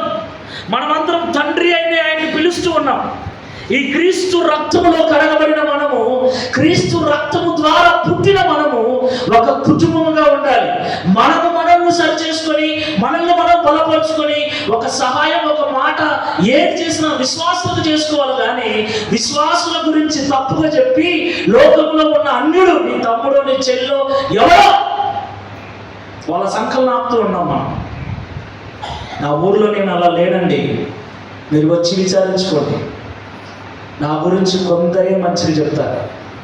ఆ కొందరు కూడా నన్ను ప్రేమించే వాళ్ళే, నా మాటలు వినేవాళ్ళే. మిగతా వారు నా సొంత ప్రజలైనా వారికి నేను నచ్చను. ఎందుకంటే వాళ్ళ ఆచారాలలో నేను పాలివాణ్ణి కాను. మాట అంటే మాటే, రూల్ అంటే రూలే, బైబిల్ వాక్యం అంటే వాక్యమే. దేవుడు మనకు నూతన హృదయాన్ని, నూతన స్వభావమును అనుగ్రహించగలవాడు. Praise the lord. ఇప్పుడు మనకు దేవుడు ఏమి ఇవ్వగలడు? నూతన స్వభావం. మారండి ప్లీజ్. పరలోకం పోలేరండి ఇట్లుంటే. మీరు చాలా మారాలండి. మీరు లోకంతో కలిసిపోతున్నారండి. మీరు లోకంతో కలిసిపోయారు. ఈ ప్రేమలు, ఈ మమకారాలు, ఈ వీటితో ముడిపడిపోయారు మీరు. నా అన్న, నా తమ్ముడు, నా చెల్లి అని వాడు తాగుడుపోతాడైనా వాడు చుట్టూ పెట్టుకొని బతుకుతున్నారు. ఇది వేస్ట్ అండి. మీరు ప్రత్యేకించబడిన వారు, మీరు ఏర్పరచబడిన వారు. మన జీవితం ప్రత్యేకంగా ఉండాలి. వాళ్ళు మనలో ఇట్లా మీరు వారితో కలిసిపోతే ఎప్పటికీ వారిని మీరు మార్చుకోలేరు సరిగదా. ఒక్కరోజు ఒక్క పూట వచ్చి మందిరంలో కూర్చోబెడితే మీసాలు తీపించుకుంటానే వారిని. ఖచ్చితంగా చెప్తున్నా, కూర్చోబెట్టలేరు, మీరు రారు కూడా వాళ్ళు. ఎందుకో తెలుసా? మీరు వారికి అలవాటు అయిపోయినారు. ప్రత్యేకత లేదు మీలో. ప్రత్యేకత ఉన్నప్పుడే గౌరవం ఉంటుంది, ప్రత్యేకత ఉన్నప్పుడే భయం ఉంటుంది. ఆ ప్రత్యేకత ఏంటో తెలుసా? మీ ప్రవర్తన. మీ ప్రవర్తనలోనే ఆ ప్రత్యేకత కనపడాలి. మీ దగ్గర మాట్లాడాలంటే, తాగినోడు వచ్చి నిలబడాలంటే భయపడాలి. ఆలోచించండి పిల్లరా. దేవుడు మనల్ని ప్రత్యేకపరుచుకుంటే, మనం లోకంతో కలిసిపోయి బ్రతుకుతూ ఉంటే ఏం ప్రయోజనం? దేవుడు మనతో ఈరోజు మాట్లాడుతున్నాడు, మీరు నూతన పరచబడండి, మార్చుకోండి మనస్సు. ఈ జీవన విధానం సరైనది కాదు. ఇలా ఉంటే మీరు ఎవరిని రక్షించలేరు. చివరికి మీ ఆత్మలను మీరు కూడా పాడు చేసుకుంటారు. సహవాస దోషం అంటారు. మీరు ఎవరితో సహవాసం చేస్తున్నారో వాళ్ళతోనే మీరు మారిపోతారు. ఏం అవసరం లేదండి, ఏం అవసరం. మా పెళ్ళికి ఎంతమంది వచ్చారు మా ఊరు నుంచి? చూసారా? మీరు వచ్చిన ఎంతమంది వచ్చారు మా ఊరు నుంచి మా పెళ్ళికి? నా పెళ్ళికి పెట్టడమేమో లారీ పెట్టినామా? ఎంతమంది వచ్చినారయ్యా? లారీకి సగం మంది కూడా రాలేదు. పెట్టింది లారీ, కానీ వచ్చింది కనీసం లారీ పెట్టారు కదా. ఆ లారీ నిండా పోదామని అనుకోలే, సగం మందే. నేను బాధపడినానా? నా పెళ్ళి ఆగిపోయిందా? అర్థమవుతుందని నేను చెప్పేది. ఎవరండి వాళ్ళు? అన్యులు. పుట్టుకతో రక్త సంబంధంతో పుట్టాం, కానీ దేవుడు మనల్ని ప్రత్యేకపరుచుకొని మనకు ఒక స్పెషల్ స్టేటస్ ఇచ్చాడు. Praise the Lord. హల్లెలూయా. నేను అదే చెప్పాను. ఒక ఉద్యోగం చేసేవాడు లెవెల్ మెయింటైన్ చేస్తాడు, ఒక పోలీసు లెవెల్ మెయింటైన్ చేస్తాడు, ఒక లాయర్ లెవెల్ మెయింటైన్ చేస్తాడు, ఒక డాక్టర్ లెవెల్ మెయింటైన్ చేస్తాడు. ఒక క్రైస్తవుడు మాత్రం దిగజారిపోతున్నాడు. వీళ్ళందరినీ కింద కూర్చోబెట్టుకుని వాళ్ళందరూ వచ్చి ప్రార్థన చేయమని అడగాల్సింది క్రైస్తవుని అయితే, ఈ క్రైస్తవుడు దిగజారిపోయి మాట్లాడుతున్నాడు. వాడు నీకు వందనాలు పెట్టాలా, నువ్వు వాడికి వందనాలు పెట్టాలా? అర్థమవుతుందా? మందు సంచి రైలించుకొని పోయేతోనికి, మందు ట్యాంక్ రైలించుకొని పోయేతోనికి ఎవరండి? మీరు ఆ వందనాలు పెట్టాల్సింది. ఉందా మీకు సెన్సు? చూస్తున్నా, మీరు చేసేటివన్నీ చూస్తున్నా. వాడు మీకు పెట్టాలా, మీరు వాడికి పెట్టాలా? మీరు ఎంత దిగజారిపోయినారో మీరే గుర్తు చేసుకోండి. నేను అంటే కోపం కాదు, మీ స్థితి నేను దేవుడి ద్వారా గుర్తు చేస్తున్నా. దేవుడు నా ద్వారా మీకు గుర్తు చేస్తున్నాడు. We are special peoples. Praise the Lord. Police నీకు వందనాలు పెడతారా? పోలీసు నీకు నమస్తే పెడతారా? పోలీసు వస్తున్నాడండి, ఎవరు పెడతారు పోలీసుకి? ఏరా, పోలీసు వాడు ఎప్పుడన్నా ఎవరికన్నా ముందు నమస్కారం పెట్టడం చూసినావా? వాడికి మనం పెడితే తిరిగి వాడు పెట్టడానికి కూడా పెట్టడు. ఇట్ట కూడా అన్నాడు, సార్ నమస్తే సార్. మనం క్రైస్తవులు, మన విలువను మనం కాపాడుకోకుండా దిగజారిపోయి బతుకుతుంటే ఎవడు మారుతాడు? నేను ఎంత గొంతు చించుకొని చెప్పినా మీరు మారరు, మీరు మారకుండా వాళ్ళు మారు. ఇంతే. చూసుకోండి, రాసి పెట్టుకోండి. పరిశుద్ధ స్థలం నిలబడి చెప్తున్నా. వాళ్ళు మారాలి అంటే ఫస్ట్ మారాల్సింది మన విలువ మనం తెలుసుకొని మనం ఉండవలసిన గౌరవంలో మనం ఉండాలి, మనం ఉండవలసిన ధీమాలో మనం ఉండాలి. ఏమంత ప్రత్యేకంగా ఎవరితో కలవరు? మేము ఎవరితో కలవమండి, మేము ప్రత్యేకించబడిన వారు, మేము దేవుని సంబంధం, దేవుని బిడ్డలం, మేము ఇలాగే ఉంటాం, దేవుడు ఇలాగే ఉండమని చెప్పండి. అమ్మా ఇప్పుడు పోకపోతే వాళ్ళు ఎట్టొస్తారు, ఇప్పుడు పిలుచకపోతే వాళ్ళు ఎట్టొస్తారు, ఇప్పుడు పోకపోతే వాళ్ళు ఎట్టొస్తారు? పోండి, మీరు అట్లా పోయే కొద్దీ వాళ్ళు రారుగా. దేవుడు చెప్పింది వారిని మీరు మార్చుకోవాలి. మొదట నీవు, తర్వాత నీ ఇంటి, నీ బంధువులు. మారలేదు అంటే అర్థం మీరు కూడా లోక సంబంధుల వలె వారు మిమ్మల్ని ద్వేషించినప్పుడు మీరు నిజమైన విశ్వాసం. హల్లెలూయా, హల్లెలూయా. మీ ప్రత్యేక ప్రవర్తన చూసి, మీ పరిశుద్ధ ప్రవర్తన చూసి నిన్ను ద్వేషించినప్పుడు. ఈ ఊరు నుంచి పోయిన కొత్తలో నా భార్య కడుపుతో ఉంది. నేను కొన్నాళ్ళు పనికి పోయినా, మీకు తెలుసు, ఆ జొన్నలు కోసే మిషన్కు పోయినా. అది అయిపోయిన తర్వాత కాలువలో రుద్రవరము కాలువ ఒకటి ఉంది, రిజర్వాయర్ కాలువ. ఆ కాలువకు నీళ్లు అడ్డుకట్ట వేయాలని పనికి వెళ్తుంటే మా వాళ్ళంబడే వెళ్ళాను నేను. మా వాళ్ళంటే నా రక్త సంబంధికులంబడి వెళ్ళాను. పని బాగా చేస్తారు కాబట్టి నన్ను పిలుచుకున్నారు. విషయం ఏంటంటే అక్కడికి వెళ్ళిన తర్వాత ఆ ట్రాక్టర్ ఇసుక రుద్రవరం నుంచి రావాలి. వచ్చిన తర్వాత ఇసుక అంతా పోస్తుంది. ఆ ఇసుక సంచులలో వేసుకొని మేము ఆ కాలువలో నీళ్ళకి అడ్డం వేయాలి. అయితే ట్రాక్టర్ ఒకటే ఒక్క ట్రిప్ వచ్చేసరికి 2 గంటలు పడుతుంది. మేము దాదాపుగా 10 మంది ఉన్నాము. ఆ ట్రాక్టర్ అట్లా పోతేనే 10 మంది అరగంటకే ఆ ఇసుక అంతా సంచులను నింపేసి వేసేస్తున్నాం. 1.5 గంట వేస్ట్గా ఉండాలి. అందుకు వాళ్ళు ఏం చేసినారంటే ఫస్ట్ రోజు చూసి 2వ రోజు ఇట్లయితే కాదు అని అందరూ పేకాట ఆడడం మొదలుపెట్టారు. ఏంటి పేకాట తెలుసులే, ఇప్పుడు సెల్లులలో ఆడుతుంటారు కదా. రమ్మి, ఏదో రమ్మో మొద్దు చెట్టు చింత చెట్టు తెలియదు, అవి తెచ్చుకొని అందరూ కూడా చెట్టు కింద కూర్చొని ఆ ట్రాక్టర్ వచ్చినాక పేకాట ఆడుతున్నారు. వాళ్ళందరిలో కలవకుండా ప్రత్యేకంగా ఉన్నది నేను ఒక్కనే. ఆడంతా నా రక్త సంబంధం, నా సొంత, మీరంటారు దయాదులని, నా సొంత పెద్దనాయన గారు, చిన్నాయన గారు, అన్నగారు అంతా వాళ్ళే ఉన్నారు. తమ్ముళ్ళు, కొడుకు వలసయ్యే వాళ్ళందరూ. నేను ప్రార్థన చేసుకునేవాడిని, నేను పాస్టర్గా ఉన్నా. అయితే పనికి వెళ్ళా. వాళ్ళందరూ అలా ఉన్నారు.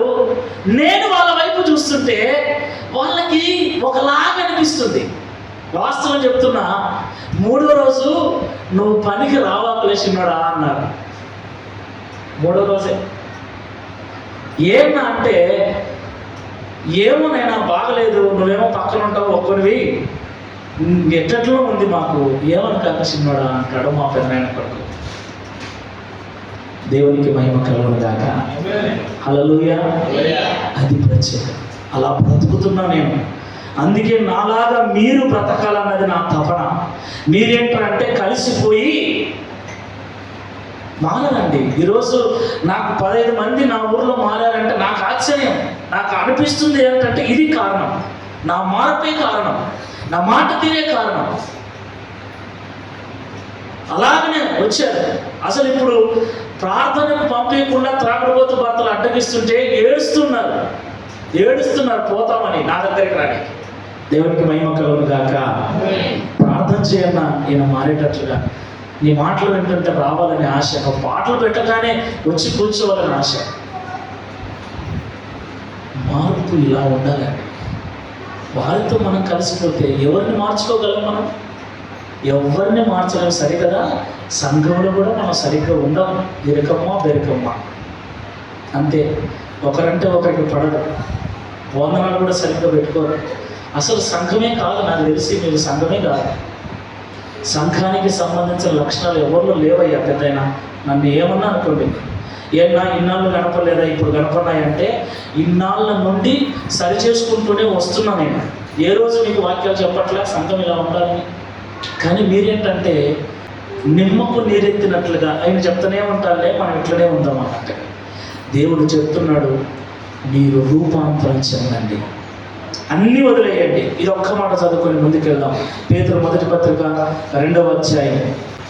పేతురు మొదటి పత్రిక 2వ అధ్యాయం 1 నుంచి యెహెజ్కేలు గ్రంథం 18వ అధ్యాయం 31, 32 ఈ 2 వచనం చదువుకొని ప్రార్థన చేసుకున్నాం. ప్రభు దయాళుడని, బాగా వినండి. పేతురు మొదటి పత్రిక 2వ అధ్యాయం 3వ వచనం. ప్రభువు దయాళుడని మీరు రుచి చూసిన ఎడల సమస్తమైన దుష్టత్వం, జాగ్రత్తగా వినండి. ఇప్పుడు మనము రిఫార్మ్ కావాల్సింది, ట్రాన్స్ఫార్మ్ కావాల్సింది, రిన్యూ కావాల్సింది వేటి విషయంలో దేవుడు చెప్తున్నాడు చూడండి. ఇప్పుడు మనము సమస్త దుష్టత్వమును, సమస్తమైన కపటమును, వేషధారణను, అసూయను, సమస్త దూషణ మాటలను మాని. వింటున్నారా? Look at me. చదువురాని అందరూ నాకు చూడండి, చదువు అందరూ బైబిల్ చూడండి. Look at me please. సమస్త దుష్టత్వమును, సమస్త కపటమును, వేషధారణను, అసూయను, సమస్త దూషణ మాటలను మాని. ఇక్కడ ఏం చేయాలి మనం? ఈ రోజు నుండి ఏం చేయాలి? ఈ రోజు నుండి మానేసి ఎలా? క్రొత్తగా జన్మించిన శిశువులను పోలిన వారై. Praise the Lord. అప్పుడే పుట్టిన చిన్న పిల్లలు, పసి పిల్లలు ఎలా ఉంటారో అలా మారాలి. ఇప్పుడు మనం రూపాంతరం చెందడం అంటే అన్ని మానుకోవాలి. కల్మషము, కపటము, మోసము, దుష్టత్వము, చెడ్డ మాటలు, అన్ని అసూయ. ఇది చాలా మందిలో ఉంటుంది సంఘంలో, విశ్వాసులలో. ఒకరు ఎక్కువ డబ్బులు ఇవ్వకూడదు, ఒకరు సేవకునికి దగ్గరగా మాట్లాడకూడదు, ఒకరు సేవకునితో ఎక్కువ సన్నిహితంగా ఉండకూడదు. కోపం. సేవకుడు ఎవరండి? మీ సేవకుడు. ఒకరిని ఎక్కువ వారితో మాట్లాడుతున్నానంటే వారిని ప్రభువులో బలపరచాలని తప్ప, ఒకరితో ఎక్కువ సన్నిహితంగా ఉన్నానంటే వారిని ప్రభువులో స్థిరపరచాలనే తప్ప, వారిని ప్రేమించి మిమ్మల్ని ద్వేషించాలని ఎందుకు అనిపిస్తుందండి? మీరే వలపత్రం చూపిస్తారు నా మీద. వాళ్ళు ఉన్నారులే, వాళ్ళు చూసుకుంటారులే, వాళ్ళతో మాట్లాడతారులే, వాళ్ళే ఇచ్చుకుంటారులే, ఆయనకే చెప్పుకుంటారులే. ఇవన్నీ మీరు మాట్లాడిన మాటలే ఒకసారి రిపీట్ చేసుకోండి. అనుకున్న మాటలే ఇవన్నీ. దేవుడు ఏమంటారంటే అవన్నీ మానుకోండి, ఈ రోజుతో పులుస్తాం. Praise the lord. ఇవన్నీ అన్ని మానుకోండి. ఎవరి కోసం మానుకోవాలి? మీకోసమే. అవి మీరు మాట్లాడవలసిన వాళ్ళు కాదు. అసలు ఎందుకో మాట్లాడేశారు, ఎక్కడో పొరపాటు అయిపోయింది, ఎక్కడో సంథింగ్ ఏదో జరిగిపోయి చేయాల్సినటువంటి చేసేసాం, మాట్లాడాల్సినటువంటి మాట్లాడేసాం, అనాల్సినటువంటి అనేసాం, అంతా జరిగిపోయింది. అయితే దేవుడు మనకు మరొక అవకాశం ఏమిస్తున్నారంటే, టుడే మీరు ట్రాన్స్ఫార్మ్ కండి, రూపాంతరం చెందండి. ఈరోజు మరొక అవకాశం మనకు. ఈరోజు మరొక అవకాశం. ఏ విషయాలలో? అన్ని.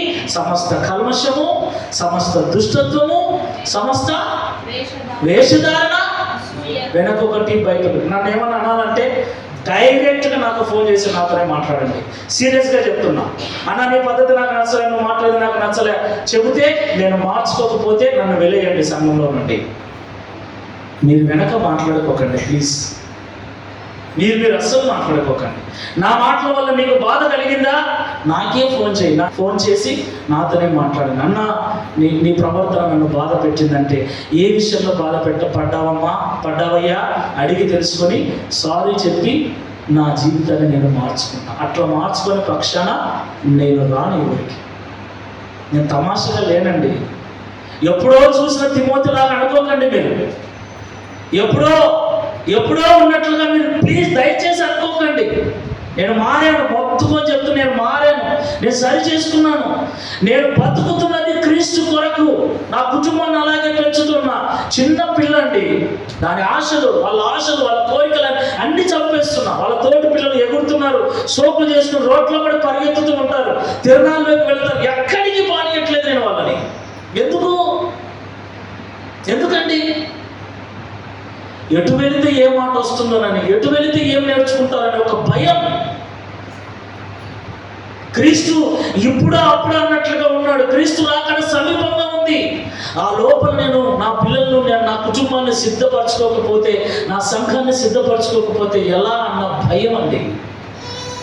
అందుకొరకు నేను మీకు చెప్తుంటే మీరు ఏమో లోపల మీరు ఏమో ఆలోచిస్తున్నారు. ప్లీజ్, అంత డీప్ థింకింగ్ ఏమీ లేదు.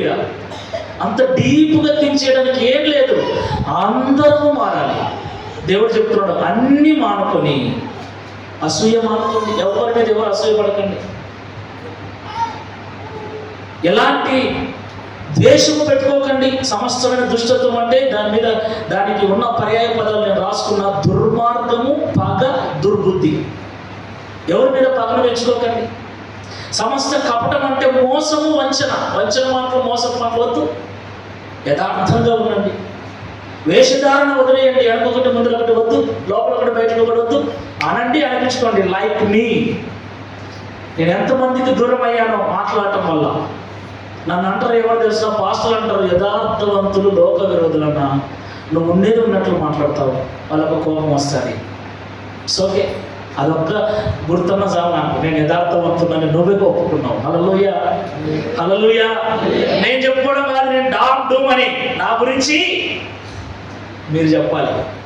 నా గురించి వేరే సేవకుడు చెప్పాలి. అప్పుడు నాకు ఎట్లుంటుంది? బా, రాజంకులన్నా, ఇట్లా కుమారమ్మన్నా, ఇట్లా సమయాలన్నా, ఇట్లా పిల్లలన్నా, నేను చెప్తే మీకు గొప్ప. మీ గురించి మీరు చెప్పుకుంటే ఏం గొప్ప? ఏం ఉండదు. నా గురించి నేను చెప్పుకుంటే ఏం గొప్ప? మీరు చెప్పాలి, బయట చెప్పాలి. అలాగ మన జీవితాన్ని మనం దిద్దుకోమని దేవుడు చెప్తున్నాడు. ఎంత ట్రాన్స్ఫార్మ్ కావాలంటే, ఇప్పుడు మనకి ఎన్నేళ్ళు అయ్యా? నాకు 40 ఏళ్ళు అయ్యా. మీకు చాలా ఏళ్ళు. దేవుడిని నమ్ముకొని నాకు 20 ఏళ్ళు. మీకు అయితే దేవుడు ఏమంటున్నాడంటే, నీకు 20 ఏళ్ళ వయసు దేవుళ్ళో. అయితే ఈరోజు నువ్వేం చేయాలంటే, మరలా ఏం చేయాలి? శిష్యువును, అప్పుడే పుట్టిన, చదవండి అన్నమాట, ఈ రోజే నువ్వు బాప్తిసం తీసుకున్నావు. ఆమేన్. ఇంతవరకు నువ్వు బాప్తిసం తీసుకొని అవన్నీ వదిలే. దేవుడు మనల్ని పునరుద్ధరించుకొని అవకాశం ఏమిస్తున్నాడంటే, నువ్వు ఎన్నో ఏళ్ళైంది నేను బాప్తిసం తీసుకున్నాను అన్న విషయం మర్చిపో. ఆ రోజు నుండి ఈ రోజు వరకు నువ్వు మాట్లాడిన మాటలు, చేసిన క్రియలు, ప్రవర్తించిన ప్రవర్తన అంతా కూడా నిన్ను చెడగొట్టింది. నువ్వు పాడైపోయావు. దేవుడిని నశించుకునే విధంగా తయారైపోయావు. అయితే దేవుడు ఏమంటున్నాడు అంటే, ఈ నూతన సంవత్సరం మొదటి దినమున నువ్వు మరలా నిన్ను నువ్వు పునరుద్ధరించుకో. నువ్వు నూతన హృదయాన్ని, నూతన స్వభావాన్ని, నూతన ఆత్మను, నూతన మనస్సును, నూతన ఆలోచనలను కలిగి అప్పుడే పుట్టిన శిశువును పోలిన వారై. ఎలా మారాలి మనం? అర్థమవుతుందని నేను చెప్పే మాట బాధతో చెప్తున్నా. ఈరోజు మనం పుట్టాం. ఈ రోజు నుంచి మన జీవితం అంతా ఏమైపోవాలి? Everything is change. అన్నీ మారిపోవాలి. అన్నీ ఇంతవరకు మాట్లాడిన మాటలు ఉండకూడదు, చేసిన ఆలోచన ఉండకూడదు, వేషధారం ఉండకూడదు, దుష్టత్వం ఉండకూడదు, అసూయ ఉండకూడదు, ద్వేషం ఉండకూడదు, పగ ఉండకూడదు, దుర్బుద్ధి ఉండకూడదు. వద్దు, క్లియర్గా ఉండాలి. అప్పుడే పుట్టిన శిశువు ఎలా ఉంటాడు? క్లియర్గా ఉంటాడు. హల్లెలూయా, హల్లెలూయా. నూతన పరచబడిన వారై రూపాంతరము చెందండి. ఎందుకు? మరలా దేవుడు మనల్ని ప్రేమించాలి. దేవుడు మరలా మనల్ని నడిపించాలి. దేవుడు మరలా మనల్ని వాడుకోవాలి. తన రాజ్యంలో మనల్ని చేర్చుకోవాలి. దేవుడు చేసిన వాగ్దానం మన జీవితంలో నెరవేర్చబడాలి. దీనికి ఒకటే మార్గం, పాత వాటిని తీసివేసుకొని క్రొత్తగా జన్మించాలి. ఎవరు చెప్తున్నారు ఈ మాట? ఎవరు చెప్తున్నారు? ఎవరికి చెప్తున్నాడు? నాకు కూడా.